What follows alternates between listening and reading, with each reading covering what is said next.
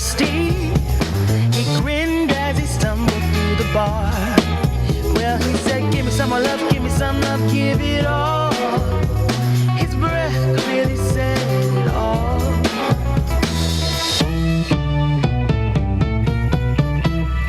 His car was parked behind the back door. Tuxedo black El Camino 1969. Well, he said, give me some more love, give me some love, give it all. His filthy fingers said it all. Yeah. Give it all. Well, he said, give me some more love, give me some love, give it all. His lazy eyes said it all. Come on, come on, come on, come on. Come on, come on, come on, come on. Well, he said, give me some more love, give me some love, give it all. Give me some more love, give me some love, give it all. He said, give me some more love, give me some love, give it all. Give me some more love, give me some love, give it all. All right, give it to me, yeah. All right, come on, come on, come on, come on. Yeah, come on, come on, come on, come on. Well, he said, give me some love, give me some love, give it all. Give me some love, give me some love, give it all. Give me some love, give me some love, give it all.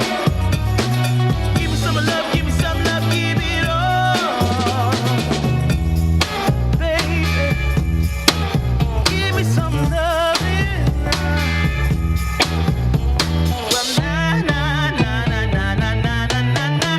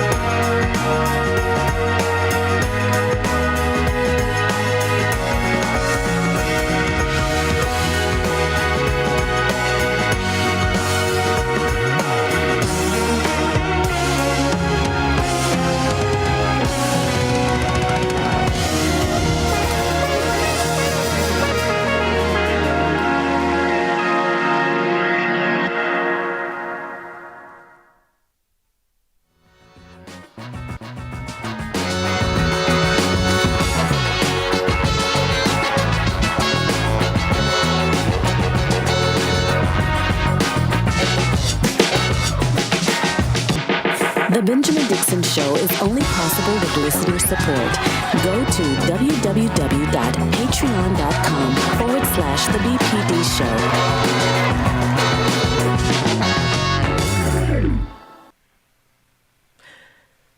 Today is Friday, October 1st, 2021. If you feel as though there's a game being played on you, I think you might be correct. There's a game being played on all of us by our leaders, not only in terms of COVID-19, but also the absurdity of what we see in the fight to simply fund our government. Let's discuss that and so much more today. We begin with On the Clock.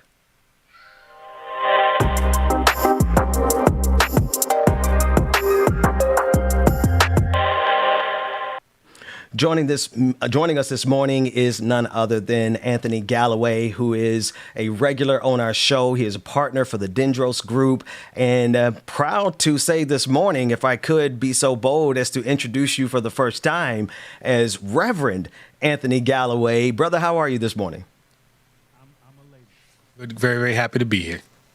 That is awesome to hear. If you don't mind, before we jump into the politics of it all, because everything that we do intersects with our real lives, do you mind telling the people about your journey as you just crossed some significant milestones yesterday?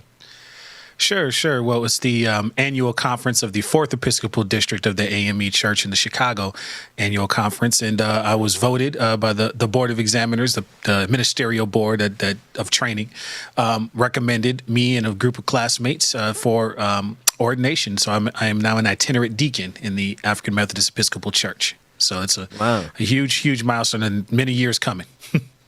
And for those who don't know, the AME Church is historically the church that was born out of the necessity for Black people to have a place to worship. Could you just kind of dovetail that in terms as it pertains to history?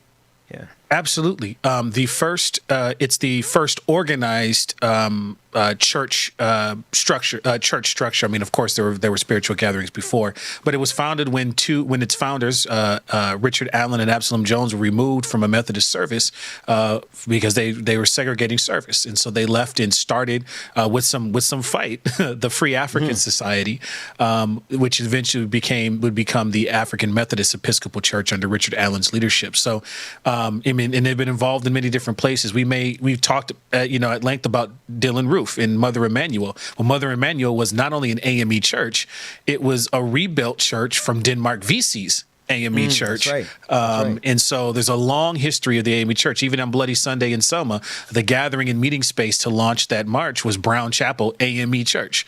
And so it's got a long history. And then I also dovetail, just because we're in the middle of a pandemic, Richard Allen and the societies were actually in Philadelphia during the yellow fever pandemic, functioned as nurses and took care of that community because they found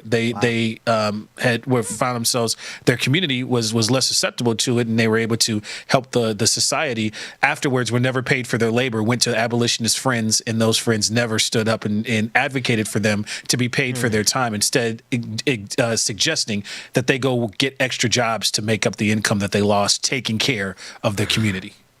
The absurdity of it all. Wow. So there is a long history, and your life is intersecting with that history as it pertains to the need, the necessity for Black people to have separate institutions because of history chasing us out of these institutions. There is a problem in America, but we're living in the upside down, Anthony. I want to play a clip from Ron DeSantis because he is being elevated and being asked whether or not he's going to run for president. And I want you to watch this, right? His pathway to running for president, as he graciously says that no, he's not considering it at this time. He's so humble, right? But then he lists and enumerates the things that he knows are going to catch the ears of the people that he's going to use to elevate him to the potential presidency. And those things are things like attacking critical race theory, going after the school boards in the middle of a pandemic, and of course, he's focusing on his reelection as governor of the state of Florida. Let's take a listen in. Notice the media, no matter how many times you've answered the question about are you considering a run for the presidency in 2024, and you give the same answer, that they still keep asking you. What's your answer to those people that ask again and again? Yeah, I'm not considering anything beyond doing my job. We've got a lot of stuff going on in Florida. I'm going to be running for re-election next year. And we're also working on a lot of things in the state beyond just the governor's race. We got school board races, Sean. I want to make sure people are not supporting critical race theory, making sure that, parents have the ability to send their kid to school the way they want to. So there's a lot of huge issues. That is way down the road. It's not anything that I'm planning for. Well, Brother Galloway. My undergraduate work is in ethnic studies, of which, focusing on and having a background in critical race theory is a thing. And I got to say, first and foremost, right, that some of the factual things that are essential about this, critical race theory, just like many philosophical and theory-based things, are at a collegiate level and collegiate level only. So the idea that teachers are teaching critical race theory is just already false again. And I think it's another example of the same kind of propaganda stuff that was around for the Civil War that convinced the majority of whites in the South who were non-slave holding and were poor to support something that was actually the cause of their economic depression in the first place. Right. There's a similar through line here. There's also, there's a folk artist named Larry Long who actually wrote the with children in community, the state children's song of Alabama, Freedom Oh Freedom, honoring the life of Rosa Parks. He's from Minnesota. He's the style of Woody Guthrie, Pete Seeger, and all that. When he was doing his early work in the South, trying to have communities honor elders in their community, he would encounter routinely these questionnaire sheets that said, if you in your school see anything around diversity or multiculturalism or all these different words that spoke to any coming together and having a real conversation across racialized experiences or diversity or anything like that, to run to your school board and interrupt it. Mm-hmm. And so, recently in talking to him, he, the same list that was just listed out, he said, this looks just like these sheets I was handed in the 60s and 70s going around to do work. And so the repeating pattern of this, right? And then the other piece is, critical race theory has volumes of scholarship around it. Beverly Tatum's, there's a lot of things that are informed by critical race theory. So if you are having a conversation, let's say around Huck Finn and the use of the N-word in that book in schools, which so many school districts, regardless of political background, have, and said, hey, you know what, maybe we should do something about this, or maybe we should add something to make this understandable for children. Well, you've just done critical race theory. You're going to redress that in all of the other truth-telling around history, which is not critical race theory. That's just history. So, that this muddies the water quite a bit. And the thing for me, Brother Galloway, or Reverend Galloway, hey, let's get it right. Put some respect on your name. The thing for me is that this is their pathway to victory. This is their pathway to success. The denial of history, the rejection of truth, the embrace of intentional obtuseness, like they literally get further the more ignorant they are. It's like the more village idiot like you are, the further you can get. And the more you're willing to reject truth and the more you're willing to stand in the way of progress, that's your path to victory for a lot of people in this country. Well, one of the things in here, and this is, again, a pattern that we've seen over and over and over again, is that if I can find something that taps into fear, this is one of the problems that I have in a lot of our discourses. It's fear based, right? It's not policy based. It's not again, what fruits are going to come at the end, right? This isn't right. There are no questions being asked. There's no wisdom being sought. There's something trying to churn up to say you should be scared of this thing, and I get it. We have built a society of, that has had a dominant cultural space for so long, and that is changing regardless of what you do. Demographics are changing that. Just the future and just growing number of knowledge is changing that, and that can be fearful because there's nothing that's been told to you about how we live. There's no understanding of what a multicultural, pluralistic society looks like in real practice because we haven't been practicing it. And so the fear of not having anything that comes behind it, it makes it easy to play on this, or like Civil War propaganda, to be able to come out and say, what do you think's going to that insinuation of what do you think's going to happen when all these folks get their freedom, and you've been doing this to them all this different time, right? And so this is, to me, is following that same pattern. The pattern of preying on their fears to get them to operate against their own best interest. Yeah. That's it. Yeah. No, absolutely. I want to shift gears a little bit and bring in another testimony here. And this is a pattern for the GOP. This next clip involves General Milley. And before asking him to resign, this Representative Ronnie Jackson from Texas throws everything at him, including critical race theory, white rage, the Biden administration's quote unquote woke social experiment, and January 6th. Let's take a look at that clip. You were just 2 days prior to when these provinces fell. You were here in our committee on June 23rd. You sat before this committee and you listed some of your concerns that we talked in depth about. One was defending critical race theory in the military, telling us you want to understand white rage, telling us how offended you were to be labeled as woke, and worrying about what caused American civilians to enter the Capitol on January 6th. I submit to you that perhaps we would not have had 13 service members and hundreds of Afghans killed, 18 service members wounded, and countless U.S. citizens abandoned and left as Taliban hostages if you had been more focused on your duty to this country instead of defending and pandering to the Biden administration's woke social experiment with the United States military, doing book interviews, and colluding with Chinese military officials. Yesterday, Senator Cotton asked you why you haven't resigned, and you said you were not going to resign just because the president didn't take your advice. Well, I submit to you, sir, that you should resign because of your dereliction of duty to this country and your inability to do your job and protect this country. It has become abundantly clear that the American people have completely lost confidence in your ability to do your job. General Milley, will you now resign? He obviously said no. Reverend Galloway, thoughts on Representative Ronnie Jackson from Texas? Well, again, just dealing patterns, right?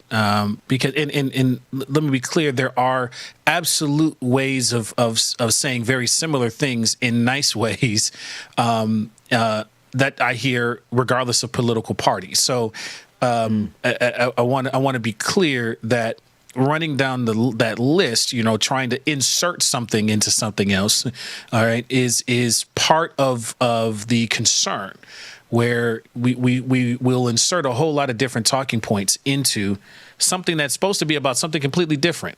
But I get well versed in weaving in all of these different tropes.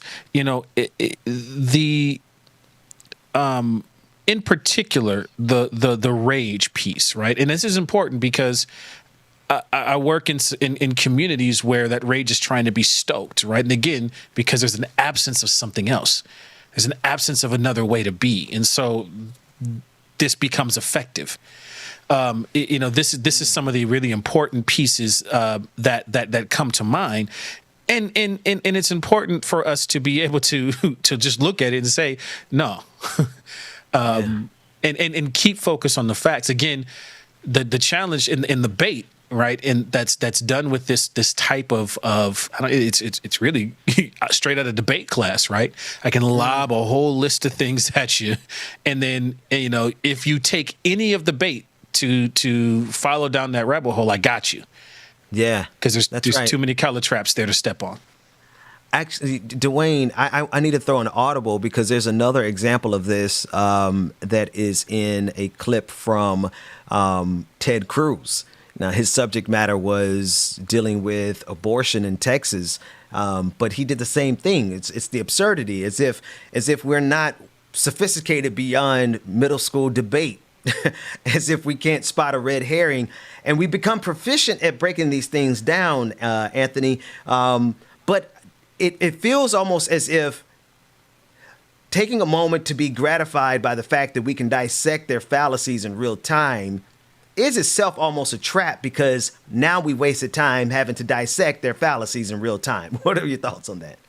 Well, and it's again, it is the challenge, and it's a challenge that people of color, indigenous people, I mean, oftentimes we have little understanding. Let's just use the example of our indigenous brothers and sisters for a minute.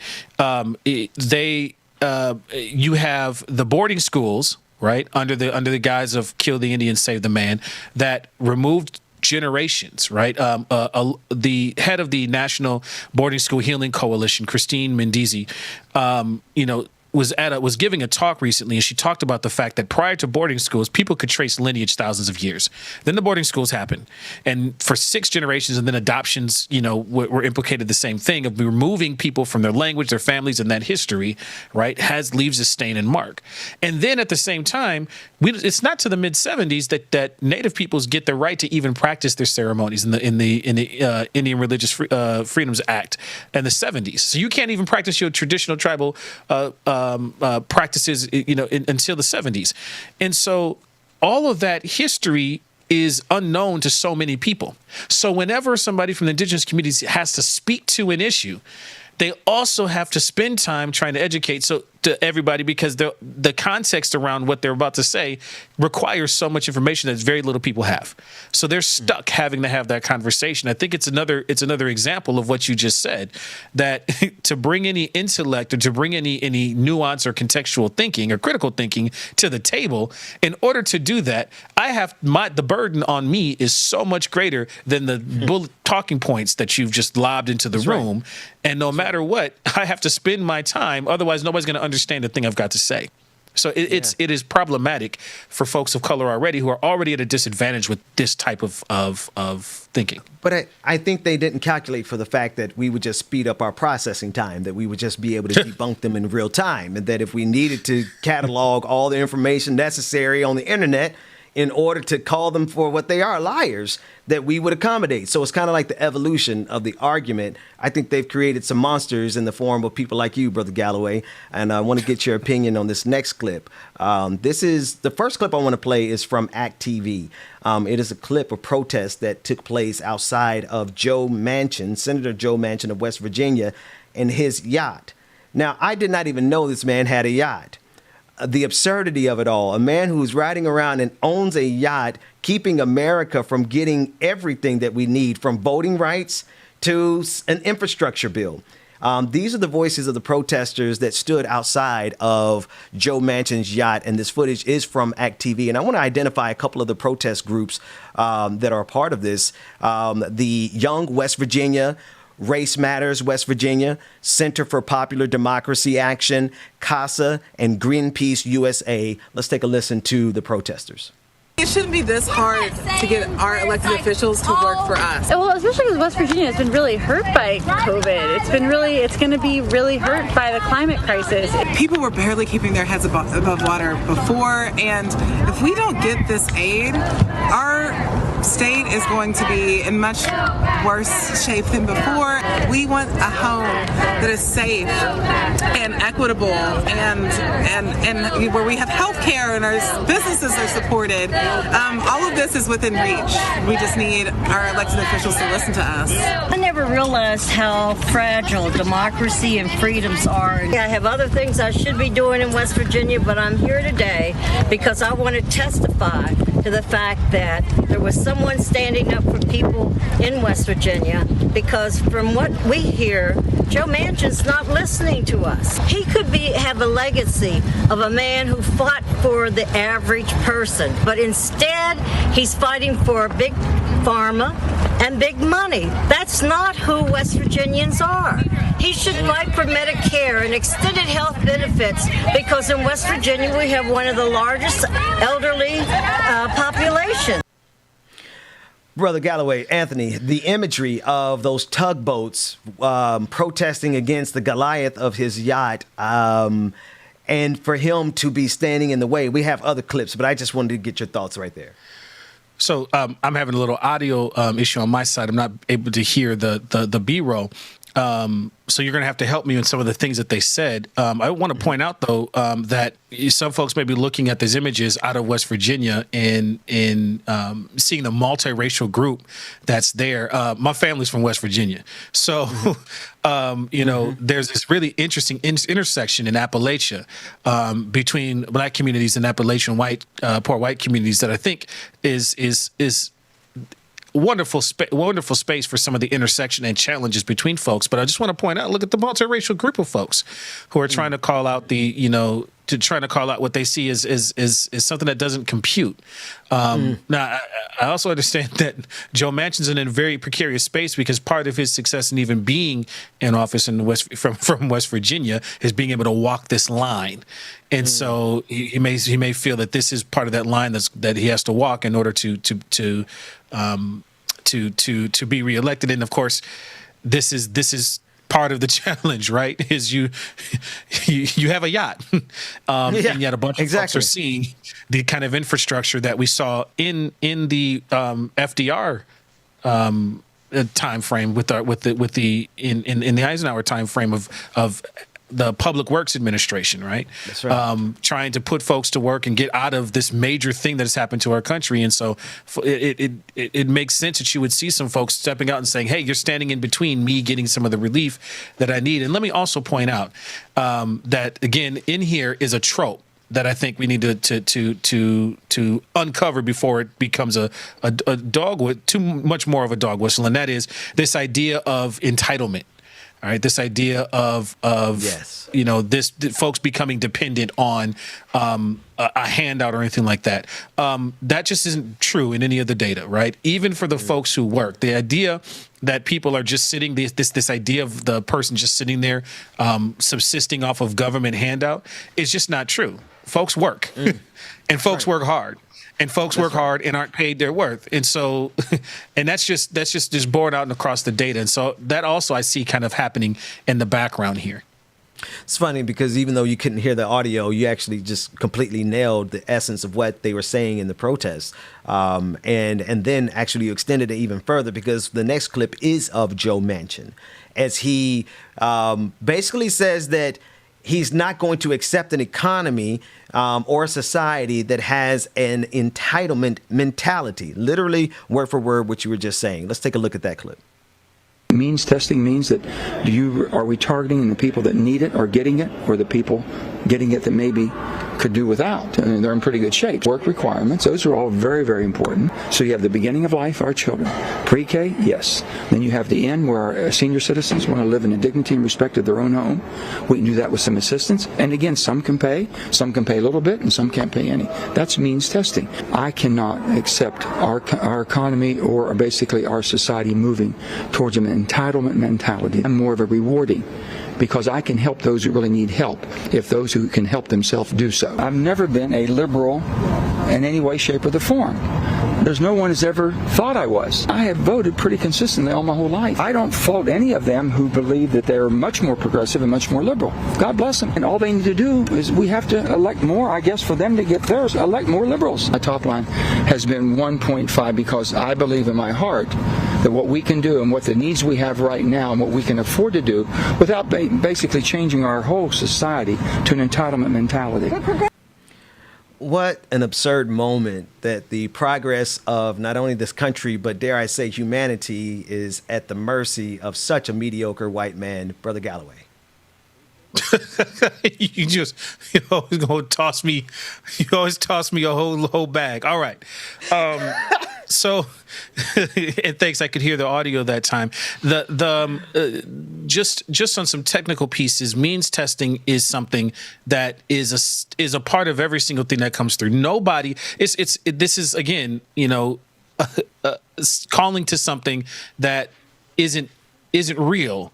Everything is means tested. There's nobody who means tests more than the U.S. government under any administration, because at some point somebody's got to turn around and account for whether or not something got spent right. And so that red tape is long and it's huge, and nobody's ever going to be out of means testing. And so to bring that forward, again, comes to this trope that somehow folks don't work for what they've got. And then I have no problem with being in a society of entitlement.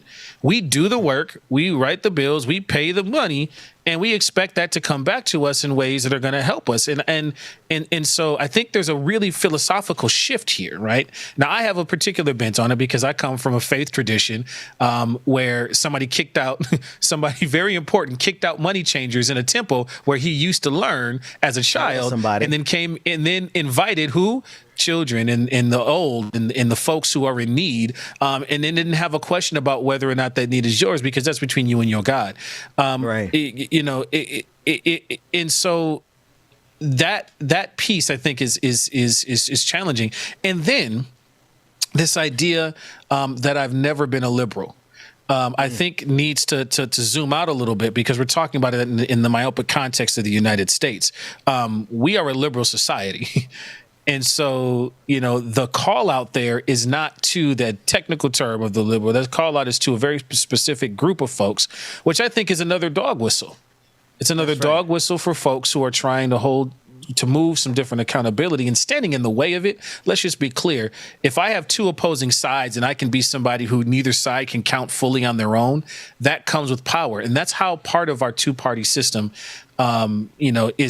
sets up folks to have power just by not going all the way along with either side. In Senator Manchin and other folks have kind of used that throughout the years to amass certain amounts of power. And that's not absolutely there. This conversation also comes back when we talk about the Electoral College.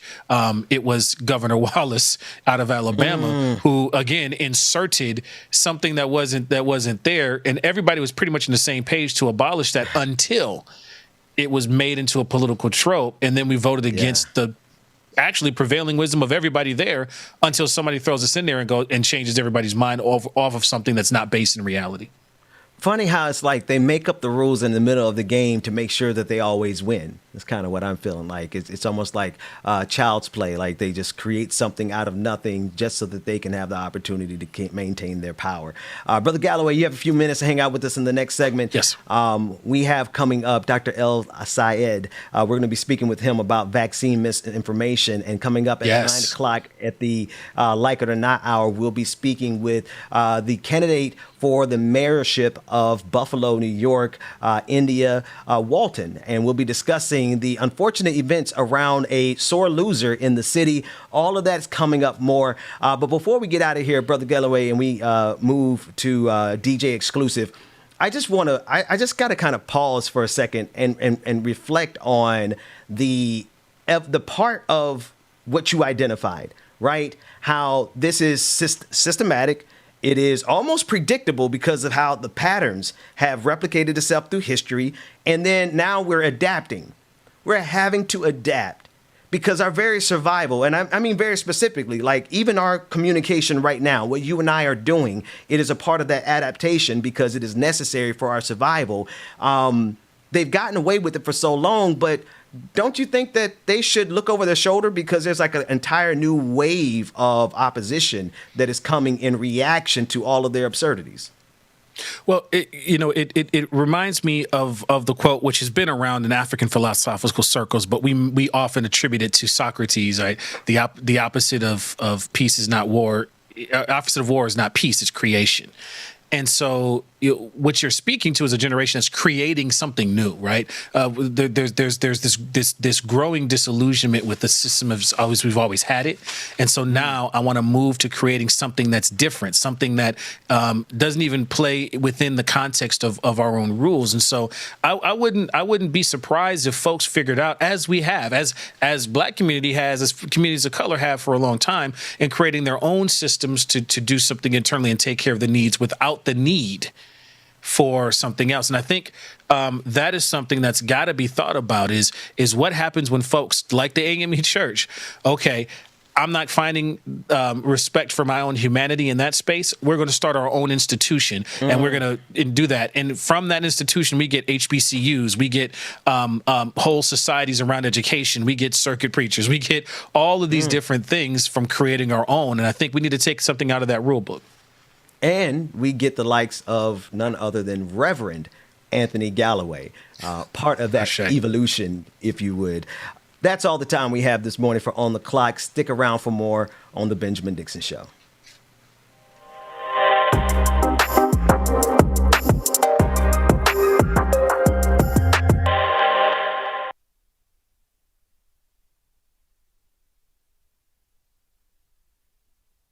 Prescription drug pricing points to corporate Freedom of the press is about your right to know. and Clark sheer athleticism. It's about your right to be informed. Today, there are real threats to press freedom Reaching residential areas. and your right to know about the world around us. We must protect our right to know, no matter what kind of news is important to you. before it's too late. Understand the threats. ProtectPressFreedom.org.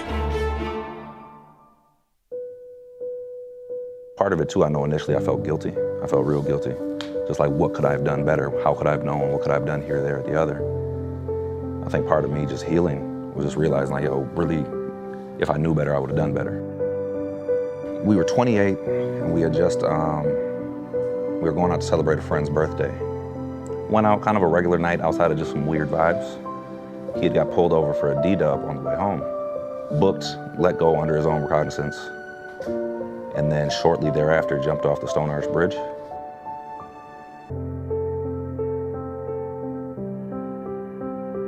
I tried to commit suicide 3 times. I just felt like nobody really understood. The last time that I tried to commit suicide, I split my arm open and I got like 38 stitches or something. I tried to cover it up, but maybe that was just a sign that I don't need to cover it up. Like, I need to be reminded.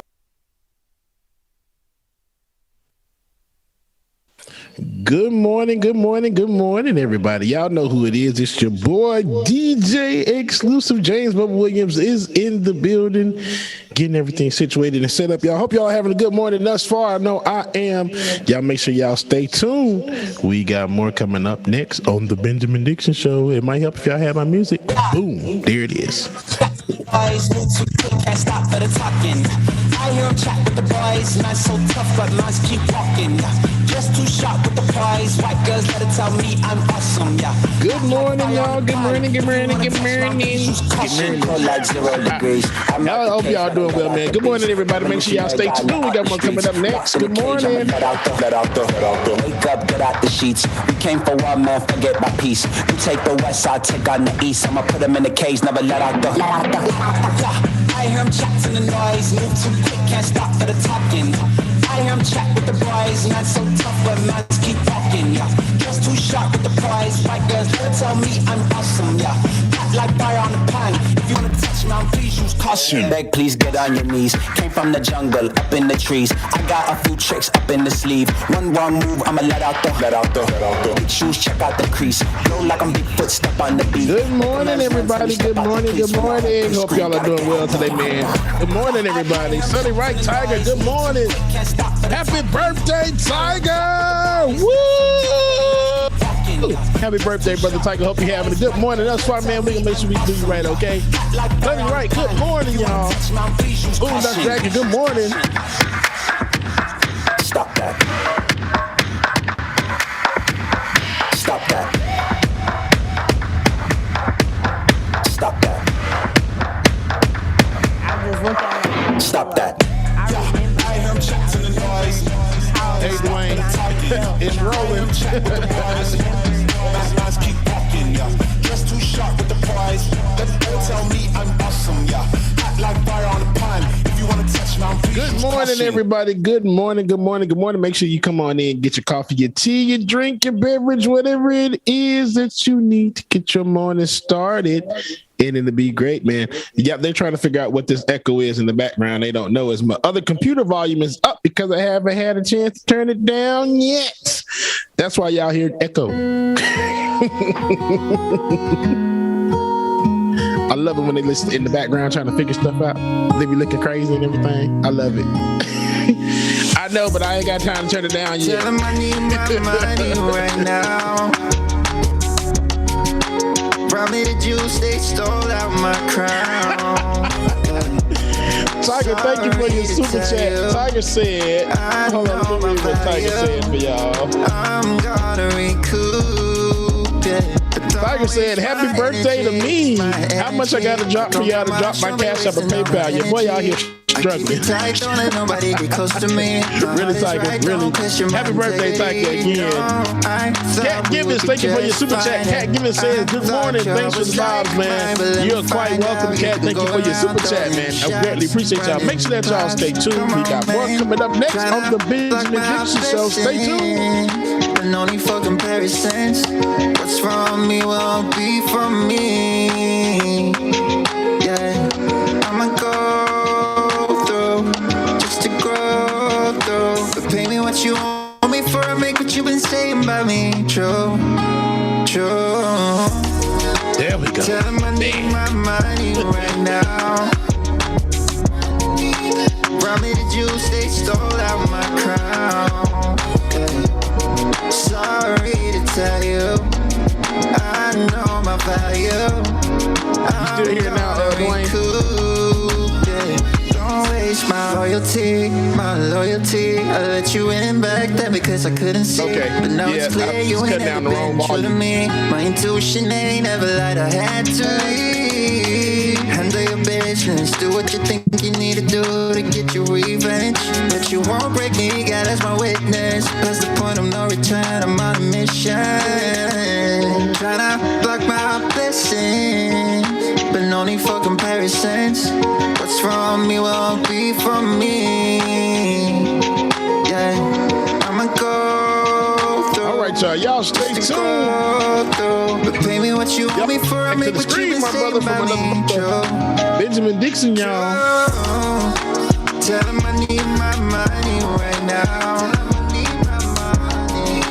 Brought me the juice, they Yeah, welcome back to the screen. sorry to tell you, I know my value.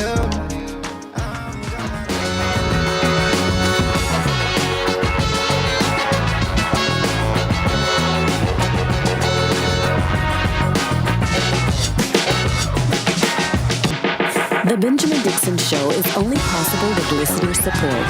Go to www.patreon.com/The BPD Show.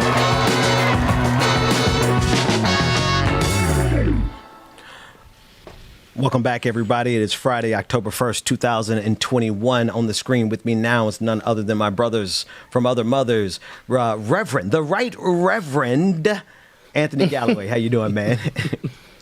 I'm blessed. And then none other than DJ exclusive on the 1 and 2s, Brother James. How you doing, man? Man, tired, but I'm here. Good morning. Listen, man. Listen, I want the world to know that I was like, you know what? We're gonna give everybody off yesterday because you all stepped in and you came in. Man, I 2 for 2, 2 weeks in a row. I promised you a day off, and 2 weeks in a row you had to come in on your day off. So, brother, thank you for that, and I hope you got some rest yesterday. You know, just because I'm off on one job, the world will keep turning. Had to go to the other one. 2 of them. Big wheel keep on turning.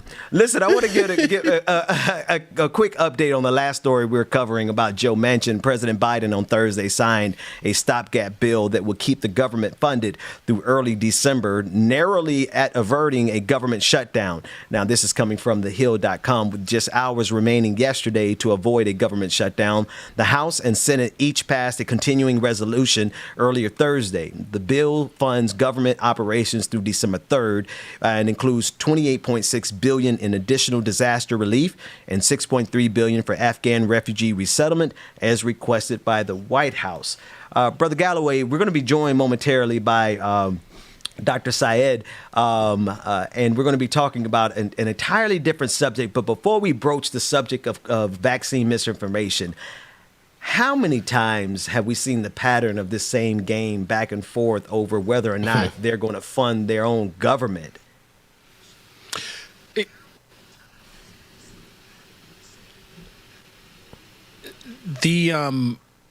So the pattern here, you know, it's funny this intersects into some of the spiritual care work that having to be involved in, and that's providing stabilization in spaces and in times of folks' lives when there's destable. Because when we're destable, we tend to make erroneous decisions, and we never get a resting period from that anxiety-inducing up and down, right? That toxic stress that we talk about so often. And so this is another example like that of that in a national scale.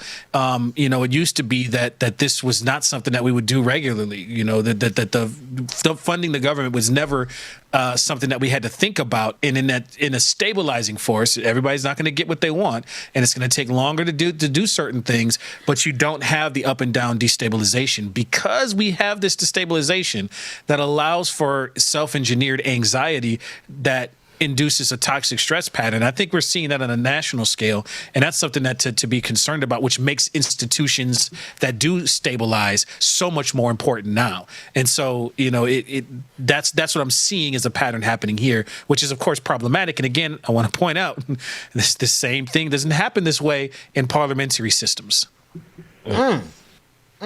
Now you're going to make me dig a little deeper. How much time do we have? We have about 4 minutes before our first guest comes, because let me go back to that pattern. You're saying that you recognize this from your ministerial care, where it's this it sounds like it's this manufactured anxiety that could be taken advantage of by the people who create the anxiety. Is that what I'm hearing? Yeah, and it's something that I hear from our mental health professionals that we, help connect folks to, right?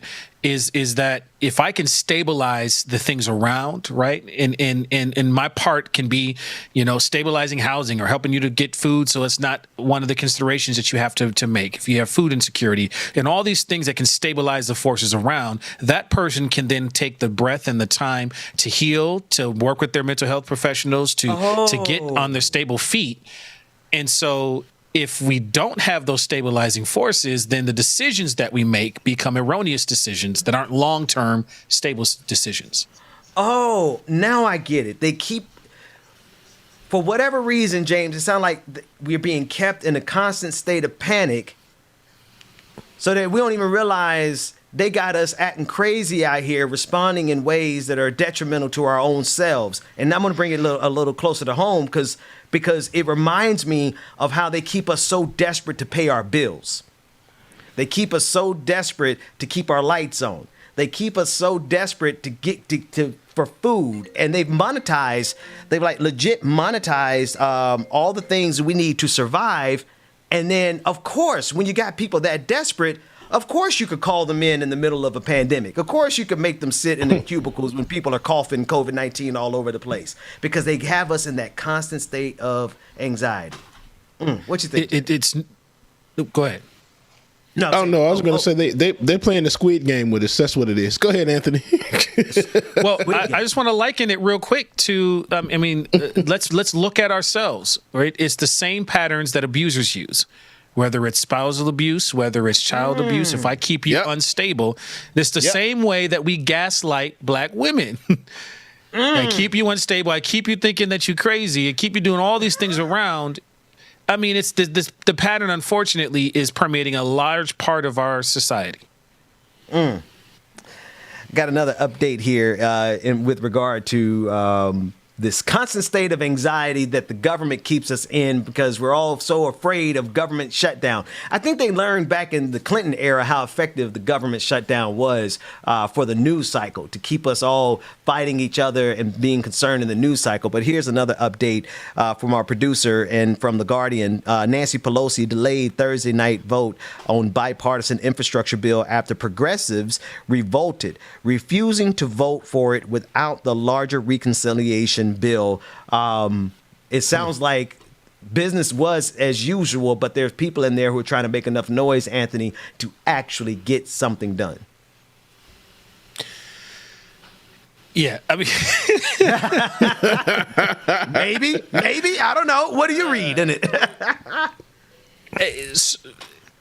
Again, I'm in the business of making space for folks, to so we can come to some long-term decisions, and folks are supposed to, in this environment, in that arena, advocate, right, and push the strategy and advocate to get things across. But at some point, we have to be able to say, all right, let me stop. Let me feel the wind. Let me feel my feet onto the ground. Let me look out long distance, and that's the business that I'm in. And so how can we do that is the question that comes to mind on a national level, because right now there's no space to sit back and breathe and make decisions.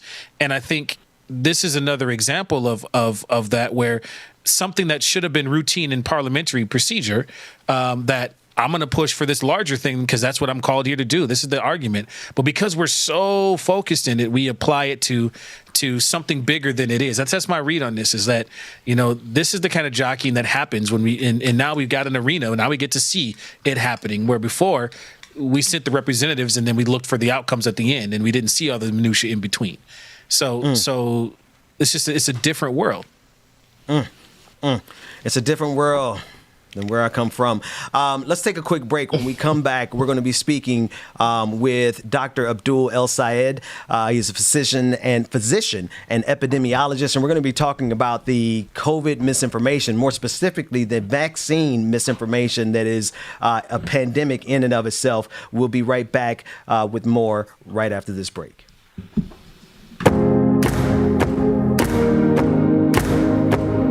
All right, y'all, make sure you stay tuned. You do not want to miss the next segment coming up. So make sure you stay tuned. Good morning again, everybody. You're not getting my coffee. Coffee. Now, hey. Good morning, everybody again. Good morning, Mama and Daddy. Good morning, everybody that's streaming from Twitter, Twitch, YouTube, Facebook, wherever you're streaming from, man. Good morning to you.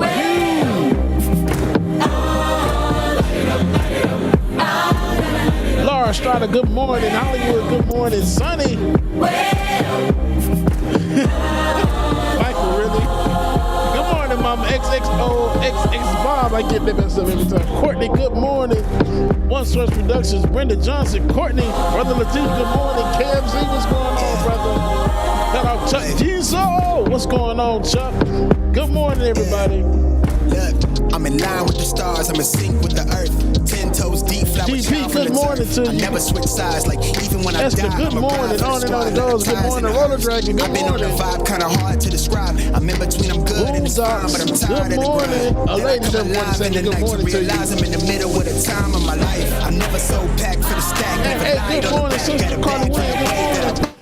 Queen Lincoln Tyson. Do that, I survived. Went 80 to the house, then I hit it to the sky. Changed haters on the tire. We missed you so much at the party.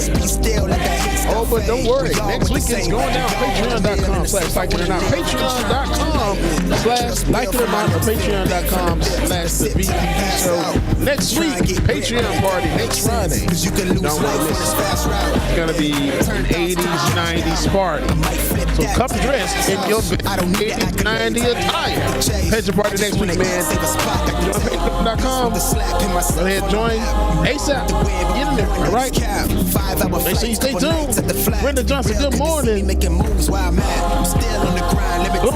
good morning to you. Samaya, good morning. Long Beach, Derek Fuller, good morning. Hey, what's going on that day? My son Kane, my nephew Kane.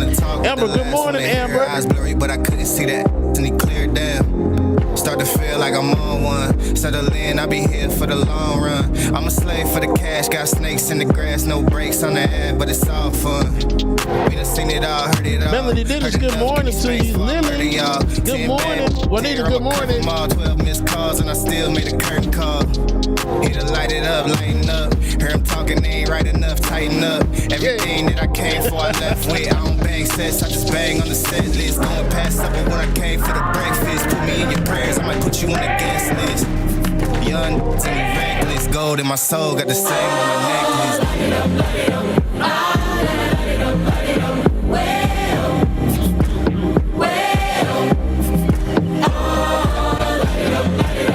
All right, y'all, welcome back to the screen. My brother from another mother, Benjamin Dixon and Anthony Galloway. Good morning, y'all. Welcome back. Welcome back. Joining us now is none other than Dr. Abdul El-Sayed. He is a physician epidemiologist, former city health director of Detroit, and candidate for governor of Michigan in 2018, and friend of the show. Dr. El-Sayed, thank you so much for joining us. How are you this morning? I'm well. I'm grateful. We're here together, have some good conversation in front of us, and I appreciate you having me on.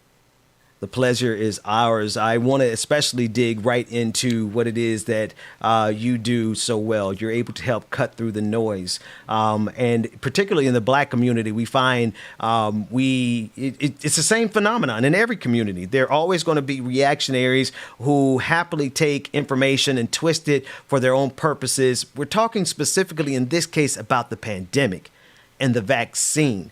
We've seen this phenomenon in almost everything, but the first thing I want to have you to weigh in on is, did you ever think as a professional, as a doctor, as a rational actor, that there would be so many people who would play games with their own lives in this pandemic?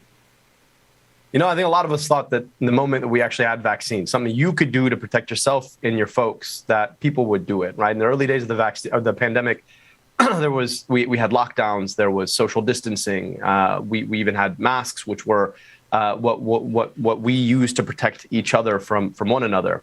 But we thought that, you know, once you could get a couple of shots, that would be the end of it. People would just do it and we'd all move on. We could clear this pandemic, not have to continue to think about it, look over our shoulders every single day. But the fact is that unfortunately, the politicization and the misinformation of this vaccine, of this moment in this pandemic generally, of science and expertise, has led us to a point now where, unfortunately, nearly 45% of Americans are still unvaccinated. And we're number 48 in the world, right? And our companies, our government invested in producing this vaccine. We're number 48 in the world. Brother Galloway. So, you know, one of the things that we see is some of our historical experiences coming to bear as part of the misinformation that you know, some of the undercurrents of the misinformation that comes in. So I get a swath of folks who are just nervous, and then they will apply whatever they want to for that nervousness. What are some of the most egregious things that you're encountering in this misinformation field about the vaccine and what it might do to you? Well, what makes the vaccine misinformation powerful is when it plays to something that's intimate, right? So you hear this is going to cause orchitis, which is a fancy way for saying that your balls are going to swell up, right? You hear that this is going to cause lost pregnancies and infertility. And then you hear about the notion that there are these alternatives. And it just so happens to be that a lot of the folks who are pushing the misinformation happen to be selling the alternatives, right? And this has been a ploy that snake oil salesmen have been using since the dawn of time, right? To tell you can't trust those folks over there, but I've got something just for you.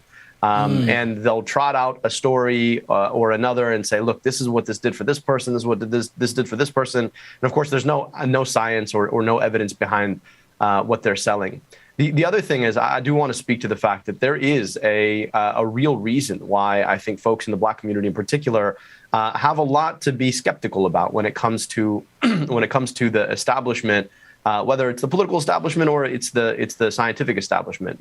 We've seen people in the name of medicine do some terrible things to Black folks in history, and that's the thing. It didn't just end in history. I don't know any Black folks in my immediate circle who haven't been mistreated, haven't been the victims of racism in the healthcare setting today, right? And so we've got to deal with that, and the reality that unfortunately, folks who've worn the white coat have too often been purveyors of racism. That being said, right, when we look at where we are right now, and we look at the degree of loss in the Black community to COVID-19, the fact that, again, almost everybody I know knows somebody that they've lost or knows someone who lost someone. We got to ask, when is enough enough? And when are we going to do the thing that's finally going to get us past this pandemic and back to the kind of life where we don't have to look over our shoulder? And, you know, I get the hesitation. I was the health commissioner in the city of Detroit. And even before COVID, we had low vaccination rates because folks said, you know what, I don't know. But my point is, okay, if you don't know, learn, right? The evidence is out there. Talk to the folks who do know. Find the folks from the community who have access to that information, who have the scientific training and medical training, and say, look, all right, tell me what I need to know. What are the facts about this vaccine? What's the research that went into it? How has it been tested? And what can I expect? And you'll find that that information is a lot more solid, a lot better tested than, you know, your cousin's former dog owner's best friend's former nephew, right? Who posted something on Facebook. That's right. And because that's kind of where we are, right? I'm laughing, but it's very true. People are taking the advice of these sidewalk counselors and these overnight epidemiologists, and they're playing with their lives as a matter of course. But you hit on something. You said everybody that throws on the white lab coat hasn't done something good, and there's been racism done in that name. And it's because of that we now have other people who can now throw on lab coats and present themselves as if they are literally the front line of defense in this pandemic, present themselves with the branding of the name frontline workers. And at the end of the day, I've covered them extensively. They are a part of that cabal that are snake oil salesmen. Talk to me about your understanding and how you've been tracking the frontline doctors that are at the epicenter of the ivermectin craze. Yeah, it is so frustrating. And I want to just piggyback off your point there for a second. You know, it is the second way that racism can affect the Black community is when we allow the consequences of historical racism to continue to create disparities in access to a life-saving vaccine today, right? And we have to recognize that when we allow that to hang over us, when we fail to take on the misinformation, when we don't engage our own leaders from our communities. I say this as an Arab American, and we've got a lot of vaccine hesitancy in the Arab American community as well. But when we are unwilling to go that extra mile and say, all right, let me separate truth from falsehood, then the consequences still fall back on our communities. And I think we got a responsibility to take that on. The ivermectin thing is just absurd. Look, I want to explain, sort of just give you a metaphor for thinking about the value of scientific information, right? If you heard from a third cousin that someone in the family that you're close to, right, had passed away or something bad happened to them, that's one form of information. And then, you know, maybe you hear from that person's own kid about what happened. Which of the pieces of information do you value most, right? There's what I'm saying here is that there's a hierarchy of information, right? When it's coming from the source, you believe it a lot better.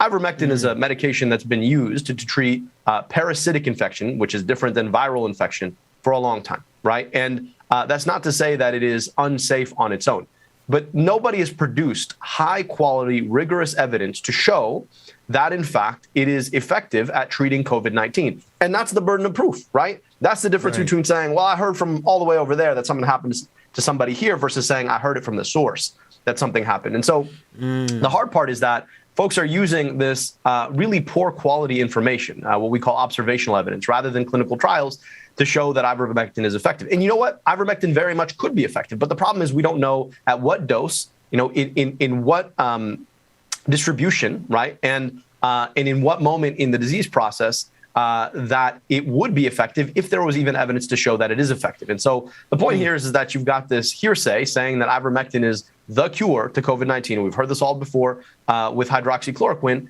with no high quality evidence. And let's be clear, every medication, including the vaccines, right, has a side effect profile. The problem is that the side effect profile for ivermectin in the doses and, you know, in the form that people are taking it, you know, horse medication bought at Tractor Supply, right? The side effect profile is pretty bad. And we know the side effect profile of the vaccine, which is actually really, really good, right? And so at some point when you're using an unproven medication that has a really poor side effect profile in a form that it's not supposed to be taken by human beings, instead of taking a vaccine that is extremely effective per reams and reams of data, right, and has a very well understood and very good side effect profile relatively, then I have to ask to what end and why. And so it's sad to see physicians who have been trained in science jumping on this highly unscientific bandwagon, misleading a lot of people. And ultimately, who loses? The folks who take ivermectin and everyone else who's not taking the vaccine because of it. Speaking of people who should know better because they claim to lay hold on the scientific method and leading people astray, I offer into evidence Rand Paul, as he has done so many times throughout the pandemic, sowing the seeds of misinformation and simultaneously trying to convince everyone that he is a scientific voice that should be listened to. Let's take a listen to Senator Rand Paul from Kentucky. Don't you understand that it's presumptuous for you to be in charge of all the science? Have you ever heard of a second opinion? I can't go to my doctor and ask my doctor's opinion. I mean, this is incredibly arrogant, combined with this authoritarian nature that you think, well, we'll just tell all of America to do what I say, and they better, or we'll fine them, or put them in jail, or not let them go to school, or not let them travel. The science is against you on this. The science is clear. Naturally acquired immunity is as good as a vaccine. The Israel study actually showing it better. This isn't an argument against the vaccine, but it's an argument for letting people make a decision who already have immunity.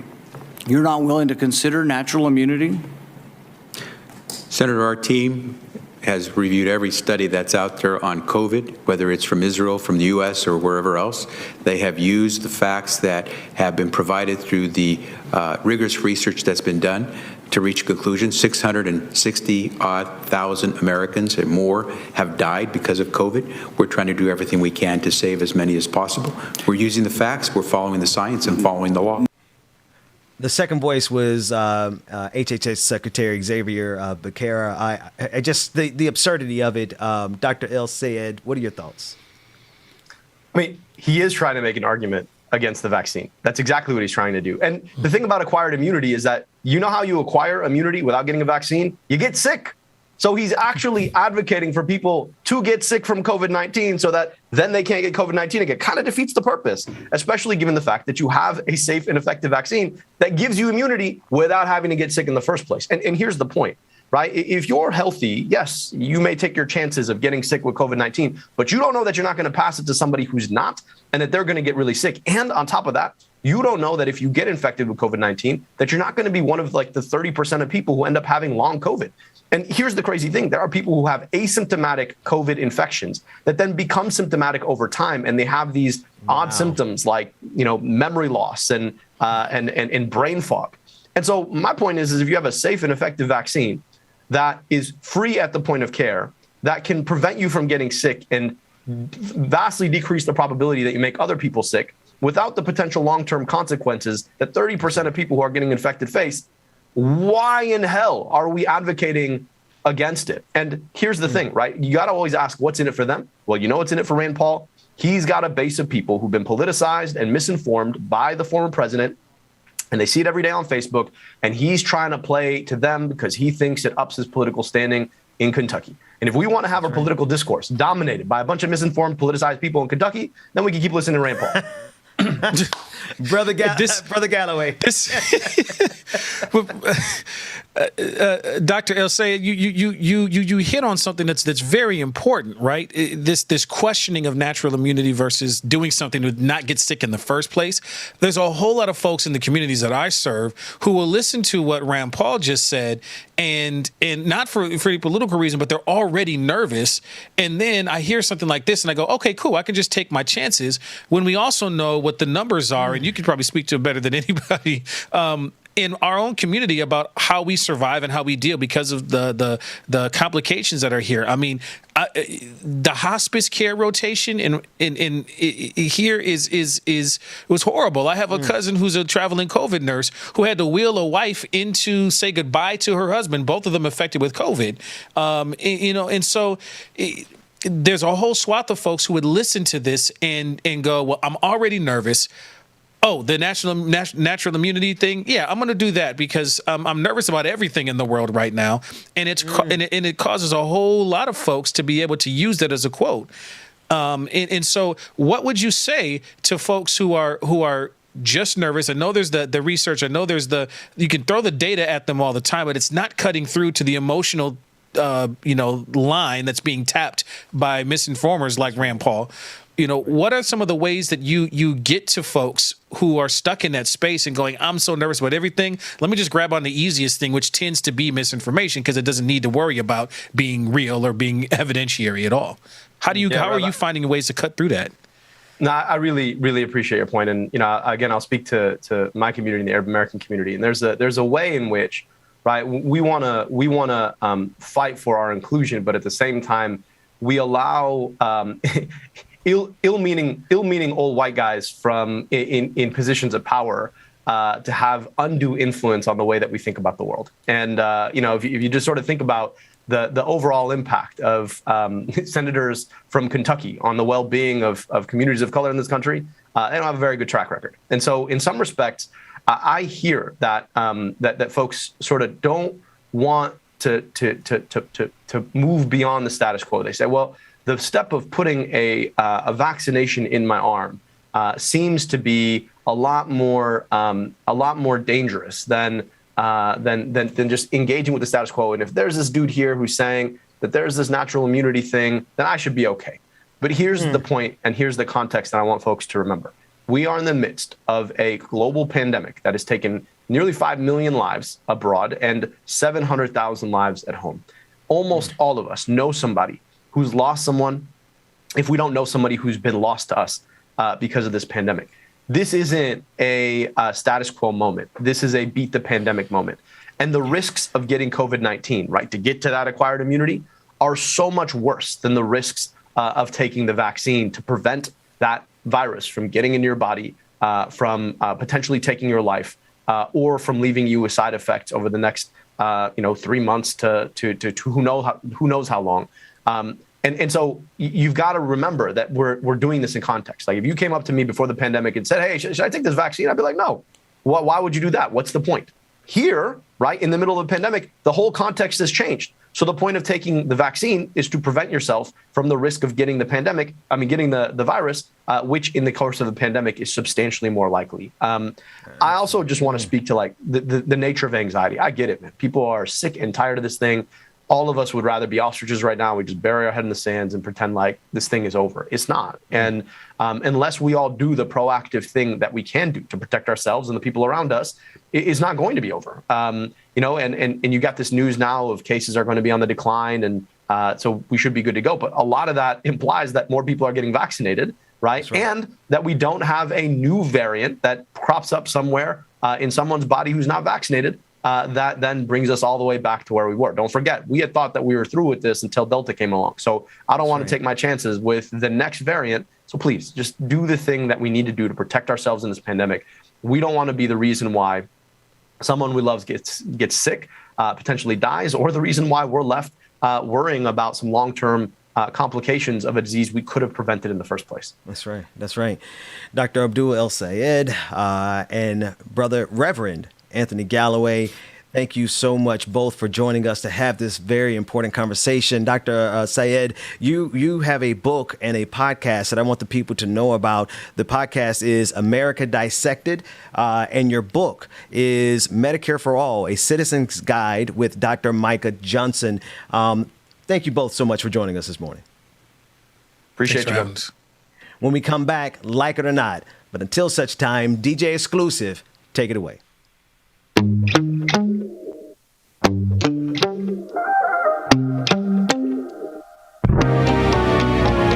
That might help. I sneezed over the break, so I had to mute myself. Good morning again, everybody. Shout out to everyone that joined us this morning. Anthony, Dr. El-Sayed, we greatly appreciate y'all and thank y'all again so much for joining us this morning. And man, that was some great information. Man, if you haven't got your vaccine yet, do your research. Go get your vaccine. Go get your vaccine, because this thing ain't going nowhere real. It's not going anywhere anytime soon. So go ahead and get vaccinated if you can, and we'll be good to go, man. Good morning, everybody. Ooh, shout out to the church lady, man. I'm not sure if y'all been reading the chat. The church lady, she don't mind me sharing that half her church has died from COVID, and they were all older people and people that she looked up to. So, hey, we're sending prayers and blessings to you, church lady. All right.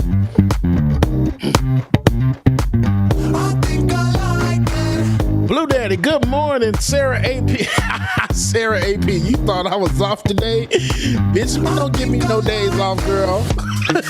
Say good morning to you. Infinite Content, what's going on? Roadrunner, there you go. On rap himself. Jill Potts, good morning. Yep, Roll the Dragon, but did you see the reason why, though? There's a reason. Shout out Tiger, happy birthday again, Tiger. Tiger said his cash app is $T Katsune, TKATSUNE.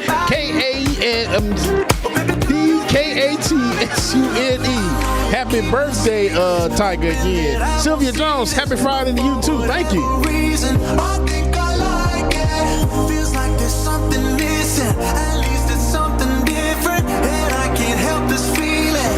Zivis Valley, of course you can, man. Hey, keep up the faith. We got you. The universe will provide, okay? Make sure that you keep your head up, man. Less stress. Don't let these people stress you out of your job and your life, anything. No, you shouldn't have to be stressed out at all. Being stressed me out every day, but y'all see I still show up and just don't pay him no attention most of the time. I'm gonna leave Ben alone for being firing me, okay?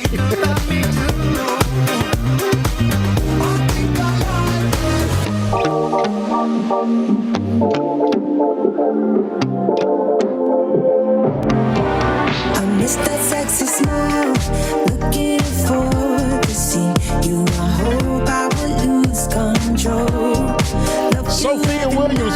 you, Sophia. Good morning, Miss Sophia, as well. To Demon Young Mama, good morning.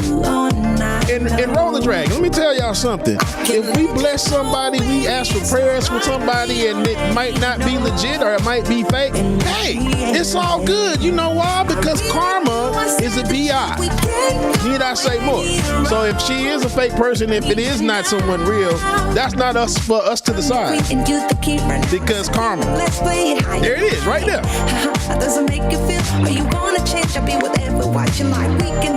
Golden State, good morning. Livers Valley, love you too, brother. Thank you so much. Treat the Dragon, good morning.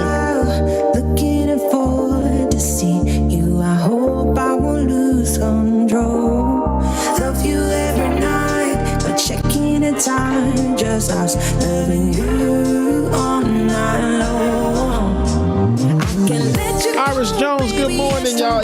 Y'all please send a prayer out for Miss Sophia Williams' grandmother as well, too, all right? Sylvia Jones, good morning. Brenda Johnson, I see you, good morning. Hey, man, I don't believe in nothing but positive vibes over here, bro. Straight up. Laura Estrada, you thought I missed you. Good morning, Laura. Lisa Noel, I know you somewhere in there too.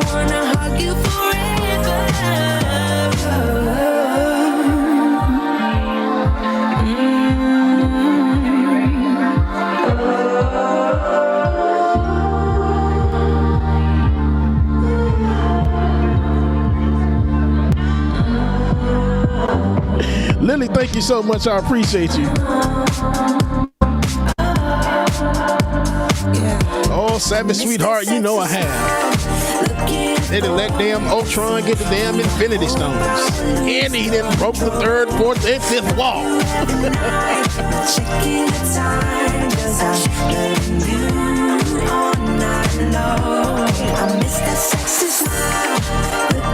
Infinite Content said, so I had a guy come into my RX yesterday. He was on the phone talking loud about his son possibly being positive for Rona. No, had no mask on. Man, I hate to hear that. Infinite Content, man, just make sure that you're good, okay? Just make sure that you're good. And I ain't gonna go off, not gonna go off on a tangent, but real quick, what we're gonna do is read off our new patrons real quick. We have Trina P, Thompson L, and Juanita RB. Thank you so much for being new Patreons. And we have Dolores M, our new Twitch subscribers. We have Tom Tolis. I know I messed that all up. I had a big moment. Lawsuit resubscribe. We have Butternut Squash who resubscribed. Brick Throwing Kami 1312 resubscribe. Donut Space resubscribe. Sammy Lynn the Con Dragon gifted a subscription to Anna Kasparian. Mimosa Dragon gifted a subscription to Yarngate gifted a subscription to Danielle Labiqua. Moon Meat gifted one community subscription. Jam Tomb gifted one community subscription. And Sis Cat cheered 10 bits. Oh, wait a minute. I'm laughing at those Twitch. Bro, I'm laughing at those Twitch names because I'm thinking of the time when I was a teacher. I think I'm well equipped to do Twitch names because of some of the names I had to pronounce as a teacher, like Aaron, you know? Aaron. Bro, I don't know. Doing these damn names is like, damn. Tom to the Tolis? No? Okay. Lawsuit. Oh, lawsuit. Okay, cool. Gotcha. Danielle Labiqua. Labiqua. Labiqua was the one that made me come on the screen because that sounded like one of my students in Jacksonville. But I digress. James, continue. I'm going back to listen to some music. It's in your hands, bro. Hey man, okay. Make sure that if you have not already, patreon.com/like-it-or-not, patreon.com/like-it-or-not, or patreon.com/the BPD show. Get infinite content. get access to exclusive content and all that good stuff, man. And make sure next week Patron Party is going down. 80s, 90s party. Ben, I hope you heard me. Rebecca, I hope you heard me. David, I hope you heard me. 80s, 90s themed party for the Patron Party next week. All our ass got to dress up. So make sure that you're ready, y'all. Y'all stay tuned. Like It or Not is coming up soon. We can do the shot night. Slide to the left, slide to the right. Come on, come on, come on. Slide to the left, slide to the right. We can do the shot night. David, it's real easy. Just put on a white t-shirt and some blue jeans. And your Kango hat. My hand is wrapped around your waist. I love the way that you be twirling to the bass. Moving sideways on the front deck. DJ playing all of your favorites. I'm digging your flavor. What? Are you asking if I'm going to play what again? You mean this song? Yeah. Oh my God. Y'all know what time it is. Get your coffee, your tea, your drink, whatever it is you need. It's time for Like It or Not, y'all.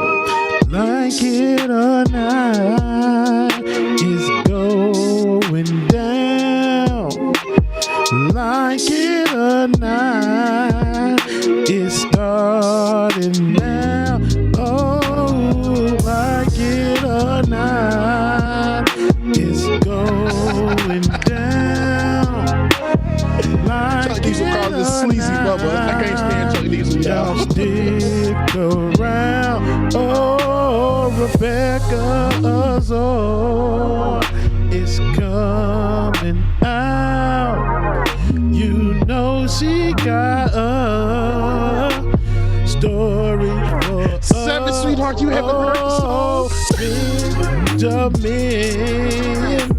is coming through. That's my dog, all through and through. Oh, I am your DJ exclusive. Y'all know who I am. I stay in the chat. Do I need to rewind it back to Wayne a little bit? Like it or not, it's going down. All right, I'm gonna play version 2 then.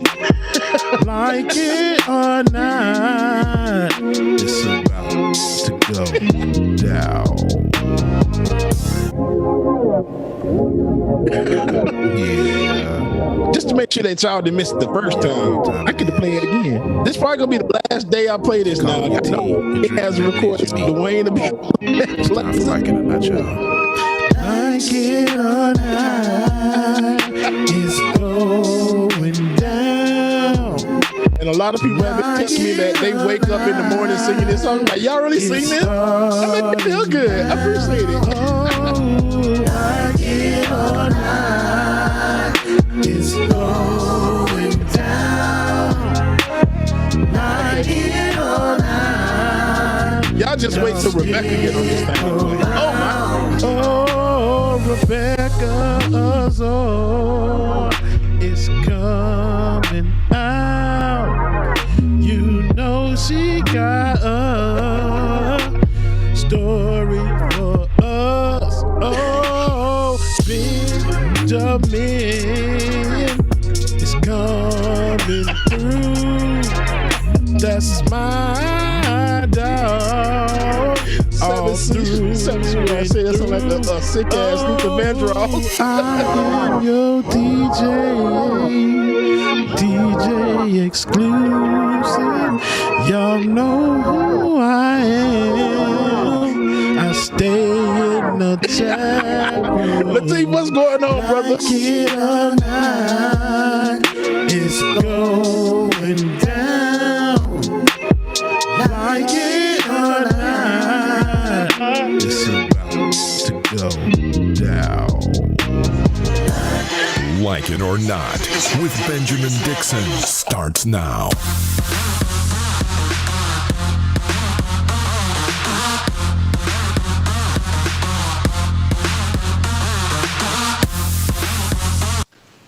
Good morning, good morning, good morning. Good morning. And welcome to Like It or Not, where we're free to tell the truth and not care who doesn't like it. It is Friday. It is October 1st, 2021. We are joined on the screen by none other than the candidate for mayor in the city of Buffalo, New York, the Democratic nominee, the victor of the Democratic primary, none other than India Walton. Sister Walton, thank you so much for joining us. How are you this morning? Thank you so much for having me. I'm very excited. I'm a fan. So thanks for having me. Oh, yes. Look, because we are, I need people to understand that this account, this YouTube account, this TV show, this particular Like It or Not show is a Stan account for India Walton. So I just need people to know. Yes, because I'm going to be honest with you, Sister Walton, like since the second I heard about your race and I listened to your voice and to what you stand for and what you fight for, I've been a fan. But then when I heard what was happening to you in your race, I sunk my teeth into this thing because it is an absurdity. So before we unpack all of that, could you tell the people about yourself and your race and what you're fighting for the people of Buffalo? Sure. I'm India Walton. I was born and raised in Buffalo. My professional background is actually as a registered nurse, but I've been an organizer, activist. I led a lot of the BLM protests last summer, and I'm a former nonprofit executive. I was just really disappointed with the response of our current mayor after the uprisings last summer after the murder of George Floyd. And I decided that I was going to run for mayor and turn that protest power into political power. And we successfully unseated a 16-year, 4-term incumbent who was heavily entrenched despite not having establishment support. So I'm proud of the work that we've done. And rather than him concede and kind of show me the ropes, he's doubled down. He's waged a write-in campaign that's being powered by the GOP and far right, like they're known white supremacists who are his supporters. This is a black man, by the way. The attacks and smears and threats of violence are coming my way, but we're holding strong, and I think that we're going to finish with a win on November 2nd in the general election. I want to let the people see the current mayor, who is the outgoing mayor, Byron Brown, who you've told is a black man who has, we're going to go with G1. This first clip is of him announcing this write-in campaign and denouncing you, a black woman, as nothing more than a socialist. Let's take a look at this black man. We are going on to the general election as a candidate for mayor, and what people have been saying is write down Byron Brown. You know, we know the difference between socialism and democracy. We are going to fight for democracy in the city of Buffalo. The voters have said that they don't want an unqualified, inexperienced, radical socialist trying to learn on the job on the backs of the residents of this community. We will not let it happen. I am a democratic socialist. The first word in that is Democrat. And there you are at the end. Sister Walton, just please expound on Byron Brown. He's a corporate Democrat. This is a man who's been in some sort of political office for the last 3 decades. He's a career politician who really caters to the developer class and the wealthy parts of Buffalo, which is not the majority of us. Buffalo's the 3rd poorest city of its size in the nation. We have a childhood poverty rate that's above 50%. And what I stand for is working class people, folks who come from neighborhoods like I grew up in that need help, that need assistance, closing this racial wealth and home ownership gap, who need access to quality jobs and education and healthcare. And to me, that is what being a democratic socialist means. And it's unfortunate that people believe that there are some folks who don't deserve decent food, clean air, and water. So, game on. And I think that your theme song is very appropriate to this campaign, like it or not. I'm here. And the fact of the matter is I'm going to win November 2nd, and we're going to begin prioritizing those that have been left behind for so long. Hey. Yes. Shout out India Walton. I greatly appreciate you for that. Yeah, no, I feel that. So I just want to add in that, Mayor Brown, the clown. I'm just kidding. Mayor Brown, he, for him to have that position and hold that position for a long time, making history in his moment, right? You would think he would pass the baton, right? This is that crabs in the barrel type thing. And is he upset that you're a woman? He said that he doesn't want someone who's unqualified. And last week I spoke about, who makes those rules of being qualified or unqualified? He is just upset because in that moment, while he was having that, while he had that position, you actually experienced, you were somebody who can talk about life's real experiences. He's afraid of that because right now that's what the people want to hear. That's what the people want to see. You've lived life. You've walked in a lot of people's shoes. People can understand your language. People speak that language. People can move in that direction. And they know that with someone like you in office, having that seat, making history as the first Black woman, but having that seat, it's going to be where you actually are for the people. And I believe that's what Mike Brown is scared, or Mayor Brown, whatever. I don't know. Mayor Brown is afraid of, but he's held that position. And what really worries me is that he wouldn't look at you and say, change. This is change. This is history. We're doing something right in Buffalo. That would also be, if he wants credit or if he wants that, that would be something for him. Remove yourself, sir. Remove yourself and allow you to get in there. My question to you is, when you say that, you're a registered nurse and things like that, what brought you, what pushed you to take on now becoming someone who is political and wanting this seat? Mm-hmm. So I became a nurse largely because I have 19-year-old twins. They were born extremely premature, and I was dissatisfied sometimes with the way we were treated in the hospital. And when I went to one of the other nurses and I told her, she said, if you don't like it, you should go be a nurse. So that's what I did. And, at every stage of my life where I saw something wasn't right, I wanted to do something about it. So in my interactions with patients, eventually students as a school nurse, I'm like, being a nurse is great, but these one-to-one interactions is not going to get the job done. So I wanted to work on policy and have a broader impact on my community. And that led me into organizing in the nonprofit world. What a lot of people don't know is that I'm a policy dork, right? So when we talk about an experience, my experience has been that I have been a part of coalitions, advocacy groups, and as a nonprofit executive myself, taking smart policy to City Hall and having the door shut in my face. That's a part of the reason why I decided to run, was because I know that if we just have the cooperation of our city government, we can get so much more done. I've sat in rooms with the mayor. In fact, in 2015, we were at a political function together, and I said, why aren't there any women in elected office in Buffalo? And he said, if you don't like it, you should run. So, here we are. And the reason why I'm able to articulate policy so well is because these are things that I actually believe, that I know for myself, that I've researched, that I've read about, I've written policy, and I'm not just parroting someone else's prepared talking points, right? This is 39 years of lived experience. I'm a highly intelligent person. I'm sharp, I'm smart, I'm ready to go. And I know what I don't know, and I don't expect that I'm going to have all the answers. But what I will do is go and find the people who are the experts who have the answers to help me get the job done.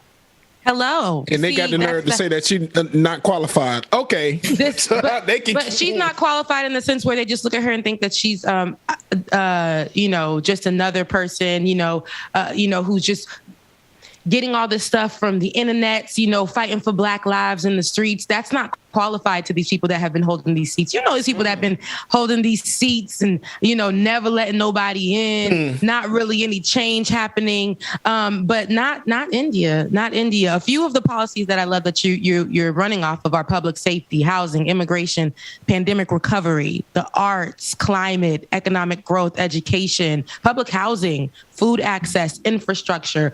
You said something online and you were like, these are the policies that they're scared of, they're afraid of, and they're afraid of this because it will it may actually do something. It may actually push forth some change. And they're afraid because it's coming from somebody who has experienced a lot of these things.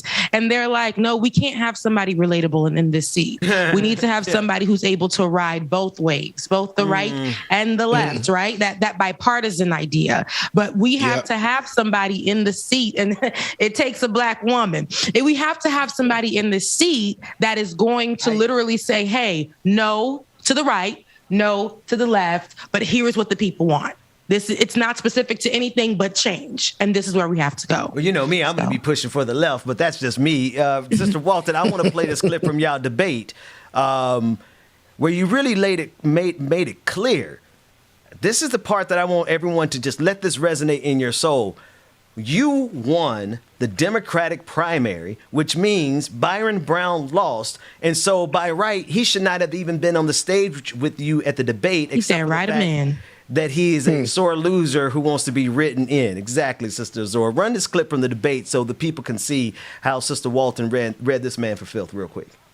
When I knock on doors, you know what people tell me? They don't know any of these people who are up on this stage with me. They don't know anything that they have done. I mean, you've been mayor for 16 years. I would expect that everyone would know who you are. But the fact of the matter is that I won the Democratic primary. I'm not even sure why I'm standing up here with the three of you. Thank you, Ms. Walton. People are calling me. I haven't even won yet, but people see me on TV and they said, she must be someone who can help me. Someone called my campaign phone at 10:30 at night, a couple of nights ago. There's a dilapidated house across the street from her. It's infested with rodents. She's called the city. She's called 311. She's called the Department of Health, and no one will help her. She doesn't even know where to start. My God, today's sister. Yes, indeed. Please, today, tomorrow, and forevermore. Look, read him like a book, sweetie. Encyclopedia. She said you shouldn't even. I don't even know why you're standing up here with me. Why are you here? And she looked at him. You don't even go to this school. Why are you here? You don't even go here. Right. Give me 6 feet, sir. Like, what is happening? Social distance from this campaign, man. Sister Walton, please just continue the evisceration of this man. You know, I am one of 6 children. I am third in the birth order. I'm 5 feet tall. I have 4 brothers. And before I went on that debate stage, my little brother called me and he said, I don't know why this man will ever even try it with you. And he like, just do what you do, sis. You got this. And when I practiced and I rehearsed my answers, I listened to it on a loop in my headphones. And when I got in the room and I listened to their openings, I took my notes and flipped them over. And I said, you know, game on. All I have to do is be myself. The people want to listen to the truth. And this is one more debate than he acknowledged or even gave me in the primary. He didn't want to engage in dialogue or discourse when it was his turn. And during that time, he still didn't want to talk policy. He didn't want to talk policy. He didn't want to talk issues. You know, he was on the attack and clowning around. So, you know, I let him have it, and I will continue to do so because it's unacceptable that he feels like his style of leadership is what the people are asking for. They voted already in June. They're going to vote again in November. And, you know, thank you for your service, but you're no longer needed here. Thank you for your services. Thank you for your services. Sorry to that man. Rebecca. We are so ready. No, we're so ready.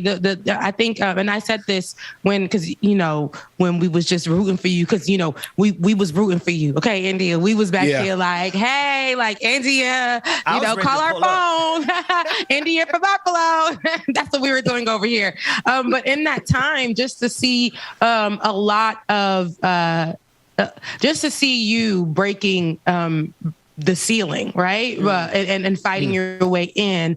I hate that you do. It has to be that way. But in this particular moment, like you are you're breaking ground, right? Yeah. And I think that they're afraid of what's going to be new in that area. Never, when people think of Buffalo, we're not going to think of it being led by a Black woman. And we're talking history. And when we change history here, or when we add to it, and when the person that we're adding to it is Black, it makes America shifty. It makes America uncomfortable, and it makes the people that are usually in power, which are usually white males or males in that position, it makes them, look at it and say, no, we need to gain control. But in this time, your fight has been something beautiful. I hate that you got to fight this way, but I have yet to see you be like, I'm just going to sit down and I'm just going to let them take this. You are like, no, I'm going to fight until the end, baby. And I will win. And I pray that for you. I hope that you do. I believe that, because with all of that in you, ain't no way. Buffalo deserves this. Buffalo deserves this. They chose you. Yeah. That's the thing. Like the primary, you won, and you have had to go through a series of court cases as Byron Brown has inserted himself back as a sore loser. It's what I consider to be his own version of Donald Trump's big lie, not being able to take his loss. Tell us about where you all stand now in terms of all the different court cases and the decisions. Is this guy actually going to be on the ballot, and how do we get victory? Because the people have already spoken. Mm-hmm. So, he was actually placed back on the ballot by a federal judge who was a Trump appointee and the brother of one of the incumbent's largest donors, right? But after a very extensive court battle, the Court of Appeals overturned that decision, so he is not on the ballot. But he has an independent expenditure that's Republican-backed. Millionaires are pouring lots of money into this race locally. In fact, not only are they saying write down Byron Brown, but the word has it that they've ordered stamps so people can go and stamp his name on the ballot. So, that coupled with concerted smear and fear campaigns, lots of media being pushed against us, the way we get to victory is boots on the ground, text and phone banks, but we need help with the finances too. I don't take money from lobbyists, corporate developers, or big companies. We raise our money individual small donations, one supporter at a time. Folks can feel free to visit our website at www.indiawalton.com if they want to sign up to volunteer. I don't care where you are in the country. You can get on the phone and make phone calls, or you can send your financial support, $5, $10, $500. We can use all the help that we can get in this moment, but we're going to keep on pushing, keep working hard each and every day. And I think that ultimately justice will prevail and we'll be victorious come November 2nd. Victorious. Good word. Victorious. I believe that. Look, where two or more are gathered, okay? It will come. It's going to come to fruition. Yes, reach out, Bubba. Reach out. We can touch and agree on that. Amen. Extend your hands to the camera all over the internet, all over Bob. Anyway, I don't know who I was about to say his internet it was. Indy, I want to play one last clip for you. It's Friday. We don't even care, especially when we have the right to clown somebody like Byron Brown. But let's pivot from him for a second, because one of the things that he's doing, and you mentioned, is the fear mongering and the scaremongering, the red baiting, particularly as it pertains to socialism. This is a clip, and you were at the New York City DSA, Democratic Socialists of America annual convention, and you're talking about quote unquote socialism and how it's portrayed as something that should be scary to Black people. And I think that you handled it brilliantly. Let's take a look at that clip.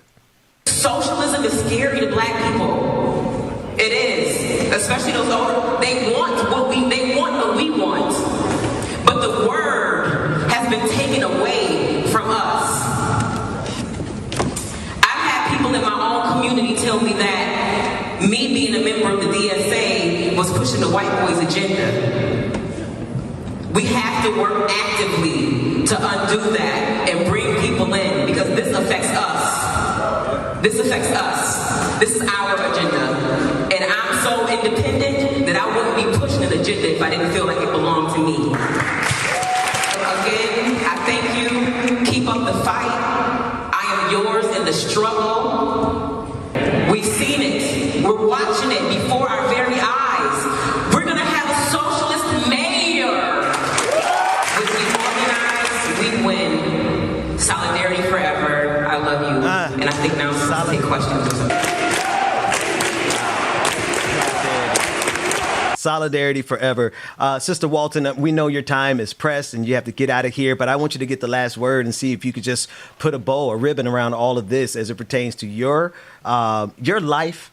You know, and Rebecca pointed that out, like you actually are out here ministering from a depth of experience, but also your fight for justice and your fight for democratic socialism. Yep. Get the last word and then tell the people how they can connect with you.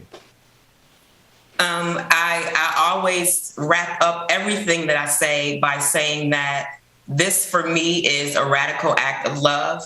I love my community. I love people. I am a caregiver, a mother, and a nurse, and I will never stop fighting for what is right, even if that means that I have to sacrifice my time and talents. I'm always going to show up. I was up at 6 a.m. on the picket line with nurses that are going on strike because their employer is not negotiating their contract in good faith. And that doesn't have anything to do with politics. It has to do with people and prioritizing people first over profits or anything else. So I just want to say I love you. Thank you for having me on. And again, if folks want to support, get involved in any way, learn more, visit our website at www.indiawalton.com. Follow us on all socials. Our socials are popping these days. And if you like any of those snappy lines, give us a follow and a like.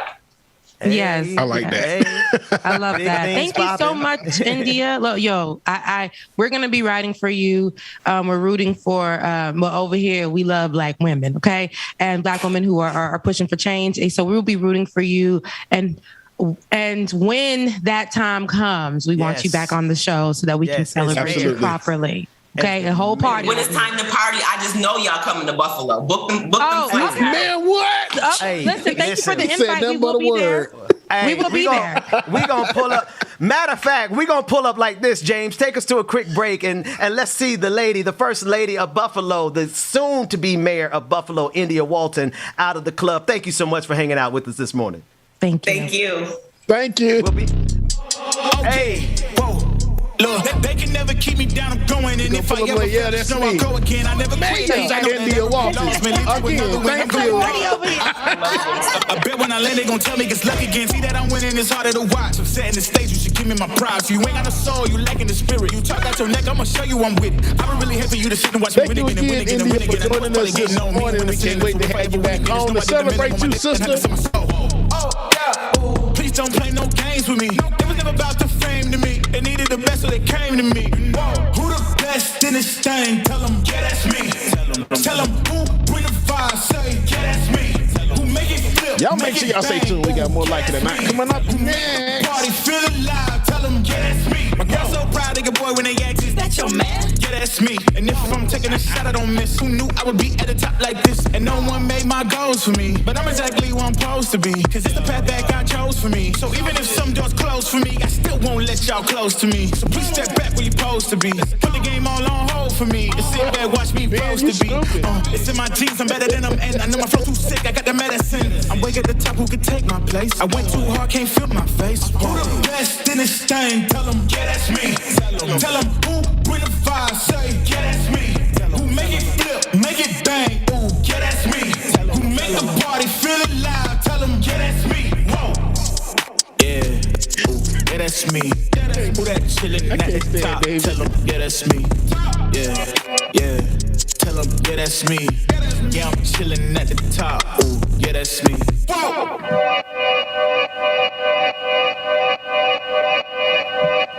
Yeah. Talking to my mirror like I love you so much. Oh, wait a minute. Curving on my critics like I heard you, so what? You can't kill my confidence, I think I'm the man. Tally all the I ever gave on my head. Lately I've been living like I can't take a loss. They ain't wanna help me, that's what made me a boss. You can't kill my confidence, I think I'm the man. This actually old. That's what they don't understand. Back again like Sue season, I broke records while I was sleeping. I'm coming now. I forgot to tell y'all. I mean, I did tell y'all. I hate my job. All I do is crush cans all day. It's just so depressing.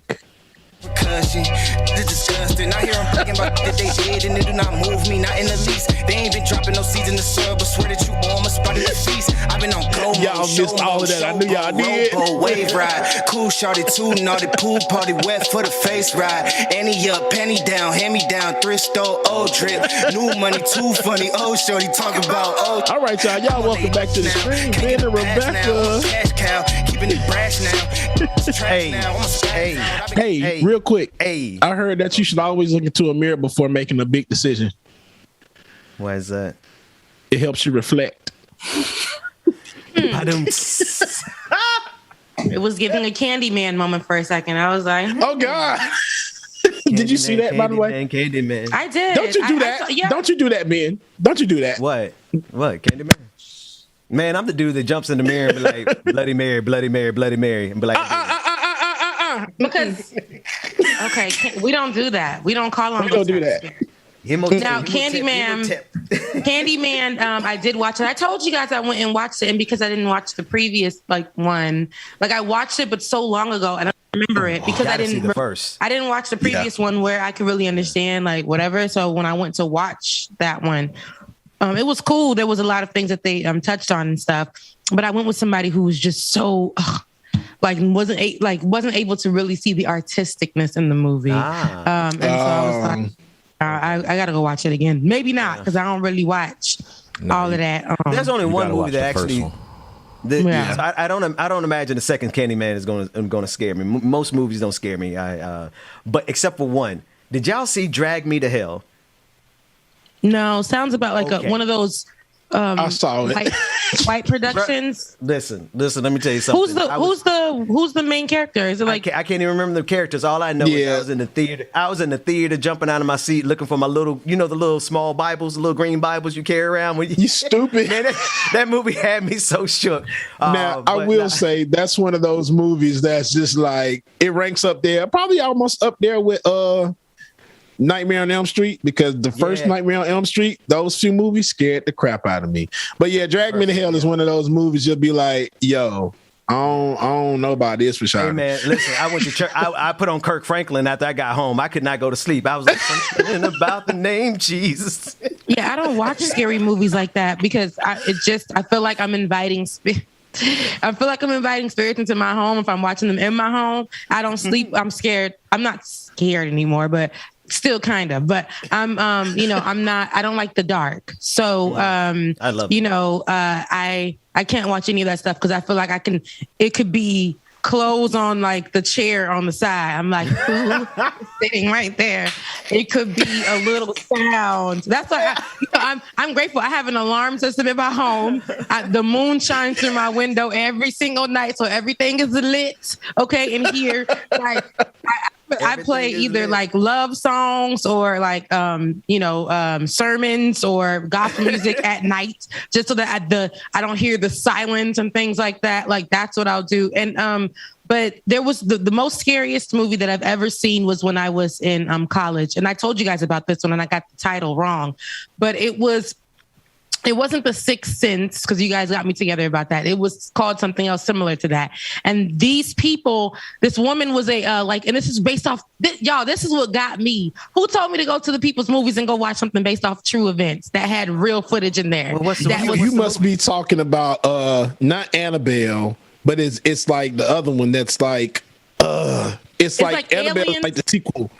No. This one was they could not understand what was going on in this small The Conjuring. It was the lady was a therapist. M. Night Shyamalan movies. The lady was a therapist. The lady was a therapist, y'all, and she had a daughter. The daughter went missing. Yeah. The daughter went missing. The husband had committed suicide. Then there was this whole thing of suicides, and there was this creature thing. So there were police sent to her home. She never was arrested for her daughter being missing. They had the police came to her home, y'all. The police came to her home, and there was they have cameras in their cars at the time, and the police came to her home like to watch over it. Y'all, why did the thing, whatever it is, on the people's camera, actual footage, eat up the police officer, or not eat up, murder the police officer? What movie is this? There was like on video. In the fourth There kind? was on video like Is an that it? exorcism or something. And what is it called? The fourth kind? The fourth kind. Yeah. Is that it? Yes. I've never seen it. I've never seen it. Hang on. Now Let's see if I can actually get scared. You said it's based off real events, though, man. I don't know if I can watch based that. off real events. That little girl's so still here it is. missing. They never I got found it. her. I got it. It's The Fourth Kind. It was made in 2009, a thriller involving an ongoing unsolved mystery in Alaska, where one town has seen an extraordinary number of unexplained disappearances during the past 40 years, and there are accusations of a federal cover-up. Is that the right one? That's the one. And you guys, I watched it, and I could, like, me thinking about it right now, I feel like I'm going to have to call somebody over to come sleep with me, because I can't, like, just thinking about it. Oh, just thinking they did about say it. it's aliens. Okay. What? So Yeah. you said that movie was based on a true story. This might be a little out there, but I think all movies are based on true events in a way. They are. Listen, There's stuff that they've been hiding from us for so many years. Warning, flag on the play. Do not go in this area with Benjamin Dixon. Y'all know I'm on some other astral plane stuff. So let's bring it back to politics. But I mean, it's the truth, though. Every movie is based on some kind of piece of fact. I always believe that. Every movie. Well, I think agree too. All stories are. I'm be honest with you. If you look at it, a lot of stories are the same. It's just different aspects of it. But yeah, no, I look at these movies and I see aspects of it in our real life. Because really, think about it. What could be more absurd than real life? Because think about the movie. What's the movie with Mark Wahlberg where they all it was Night Shyamalan and they had all started killing themselves and they suspended with their The Happening. Remember The Happening? The Happening. Yeah. You can't tell me we're not living through The Happening. All these fools running into the pandemic like, infect me.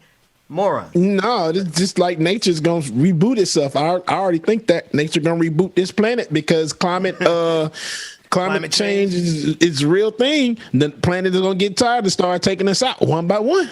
I don't know. I'm covered by the Lord. I still got some time. Hallelujah. On this planet. I'm covered. I see the experience from the universe, so I'm good to go. You know. I still got some time on this planet. I don't know. Like, I know that, we play around and be like, come get me, aliens. It's ghetto over here. But then now imagine face to face with the alien and be like, oh God, take me now. I can't do this. I can't do this. Lord, what damn that. Y'all can still come get me, child. Cause okay, wait. Which character are you? Are you the people from Independence Day that go on top of the roof and say, take me to your leader? Or are you the people who try to do like Rebecca James, who gonna run as soon as they see the alien? Which one? I didn't say I'm gonna run. I said, imagine fate being face to face with them. They have the power to stop you from running or whatever them things is. Now, that's another conversation. What's the point of running away from it? Because child, they gonna trap me in the goddamn way. They gonna beam me up, Scotty. Okay, I don't really I don't have time. Oh man, wibbly wobbly, timey wimey. My God, today. Oh, another movie, Rebecca, that you need to watch is Hereditary. You probably won't watch it. Hereditary. Yeah, I really don't do scary movies. Ooh, I don't do scary movies at all. Yeah. Now Maybe I just haven't seen the scary movies. Shook me. Yeah, oh, this is pretty new. Yeah, it's 2018. Okay, I'm gonna put that. I'm gonna watch. I'm gonna watch The Fourth Kind and Hereditary tonight. And and if y'all see me doing a live stream at 2:00 in the morning, you know what happened. Oh, you know what? Ben, also, you don't really have to do holy water with that movie. It's very intense. The Fourth Kind. Okay. I didn't sleep for a month. It's very intense. I'm gonna go into my little room where I meditate, and it's dark. It's real small, and it could be really, really, really, really scary. That's because you get to sleep next to Jada every night, and you got 3 little kids that be coming through. You got. I do live on Sesame Street. Who is that around the corner? Who is that tapping on my window? Who is that in the back? That's gonna be me. Every little thing. Who turned on the lights? And it ain't even no lights. Wait. No, I don't think you understand. The kids' toys have a life of their own somewhere around 2:00 in the morning. Stuff that just be turning on and toys just be talking. All of a sudden, a doll will start talking, or a car. Just trust me. It might be easier when you have kids, but all their toys add to the little mystery of the darkness that you're talking about, Rebecca. My Alexa, as you guys can see, it's unplugged right now. My Alexa, I woke up in the middle of the night, had to go pee, whatever. So I woke up in the middle of the night. I'm just sitting there. I said, "What is that light in my kitchen?" It's just going and going, going and going. Yellow not light. Like it was.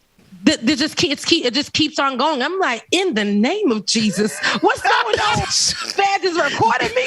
What's happening right now? So I watched it to see.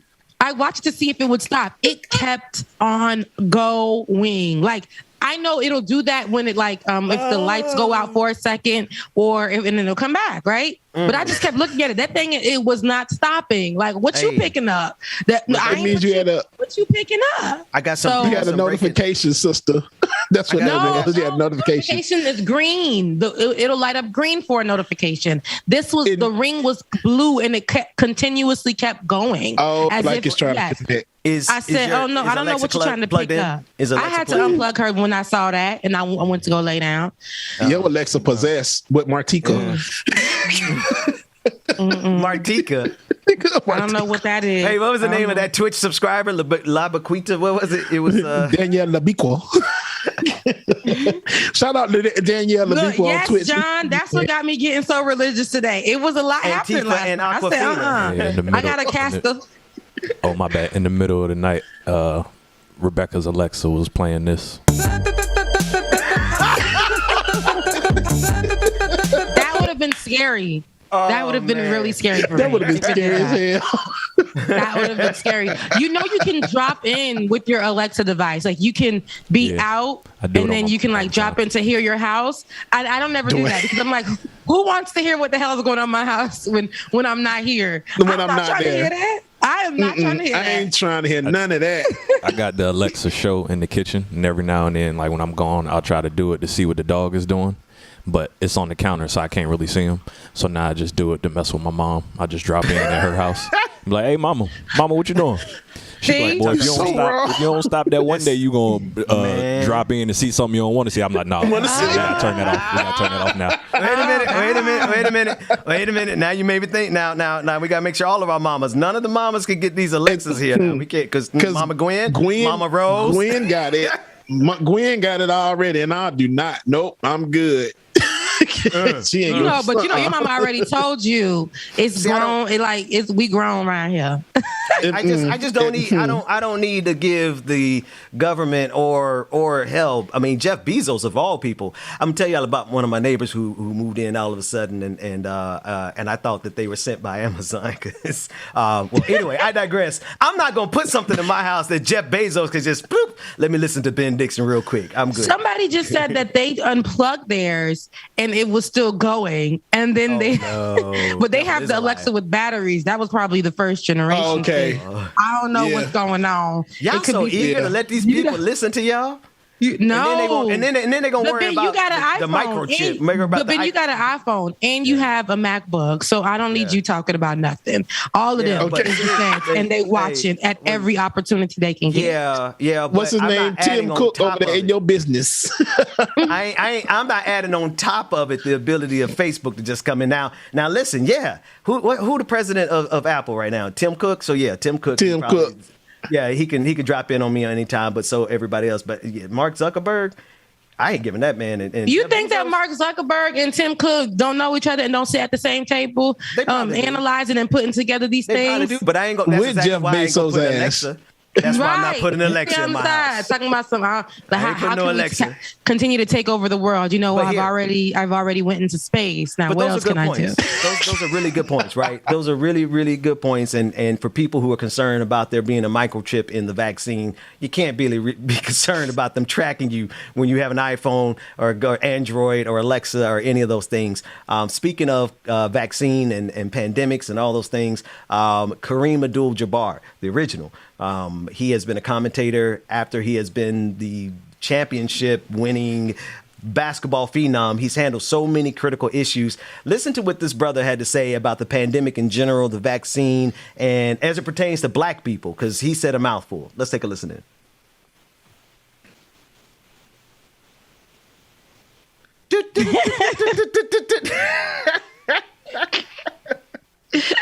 There it is.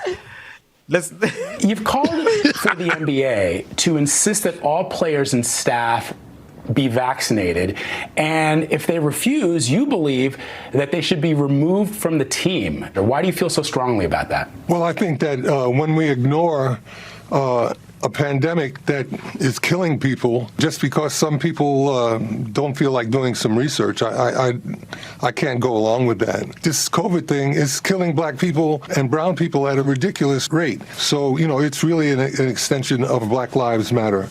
And we have to make this obvious and let people know how important it is. All right, we're getting ready to get out of here. Rebecca, James, get the last word before we take it over to the after party. If you're not, why would you just put that clip up and not even talk about it? Yeah, because we're going. No, because I'm going to pass it to y'all to get the last words because I've been talking the whole day. So Rebecca, well, the last word wouldn't be for me on this segment because I'll talk forever. So I'm just gonna say head over to the after party so we can continue the conversation. But yeah, like. Why would you do that to our people? I know why you did that, because if you weren't a patron, you should become one. You should head over right now to patreon.com/like it or not and become a patron today so we can see how this conversation is going to unfold, because there's so much moving pieces right now in this conversation with a lot of our favorite sports player. That's all I'll say for now. That's right about that. No, and no joke about that. No cap. James, it's in your hands. Thanks to everybody across the team. David, Dwayne, the Double D's in the background, Georgia, who had a day off, the Right Reverend Anthony Galloway. Thanks so much for hanging out with us. Rebecca, it's always a pleasure. Every day. TV, all of you. We'll see y'all at the after party. AP after party. Y'all make sure y'all stay tuned, man. Thank you again for joining us. This a layup, this a rebound, then it's right, man. Tasting with the fade, not the air, my hands rocking. When I link with ball point, you know it's not, I'm not the same. Y'all make sure that you cannot come to the after party. Head over to the broadcast channel, man. And if you're in the after party, we'll see y'all in the second. I think I'm gonna leave y'all with I'm just playing in the cut, I got my Vans on. I'm not selfish, I get on and put my mans on. Always greedy since the day I got my first safe. 5'7", but I'm 6'8" when I stand on the money pals. Need a money counter, I broke my thumb from. All right, y'all, to close out the show for this morning. Y'all get to hear me. Mama on my line, asking how I'm doing now. Y'all have a good evening, good morning. We will see y'all on Monday. Y'all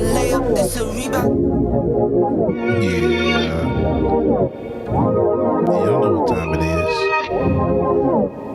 Get your coffee, your tea, your drink, whatever. Well, if it wasn't a delay, I sure would sing along with it, but I'm sure it's one. Like it or not, it's going down. Like it or not, it's starting now. Oh, like it or not, it's going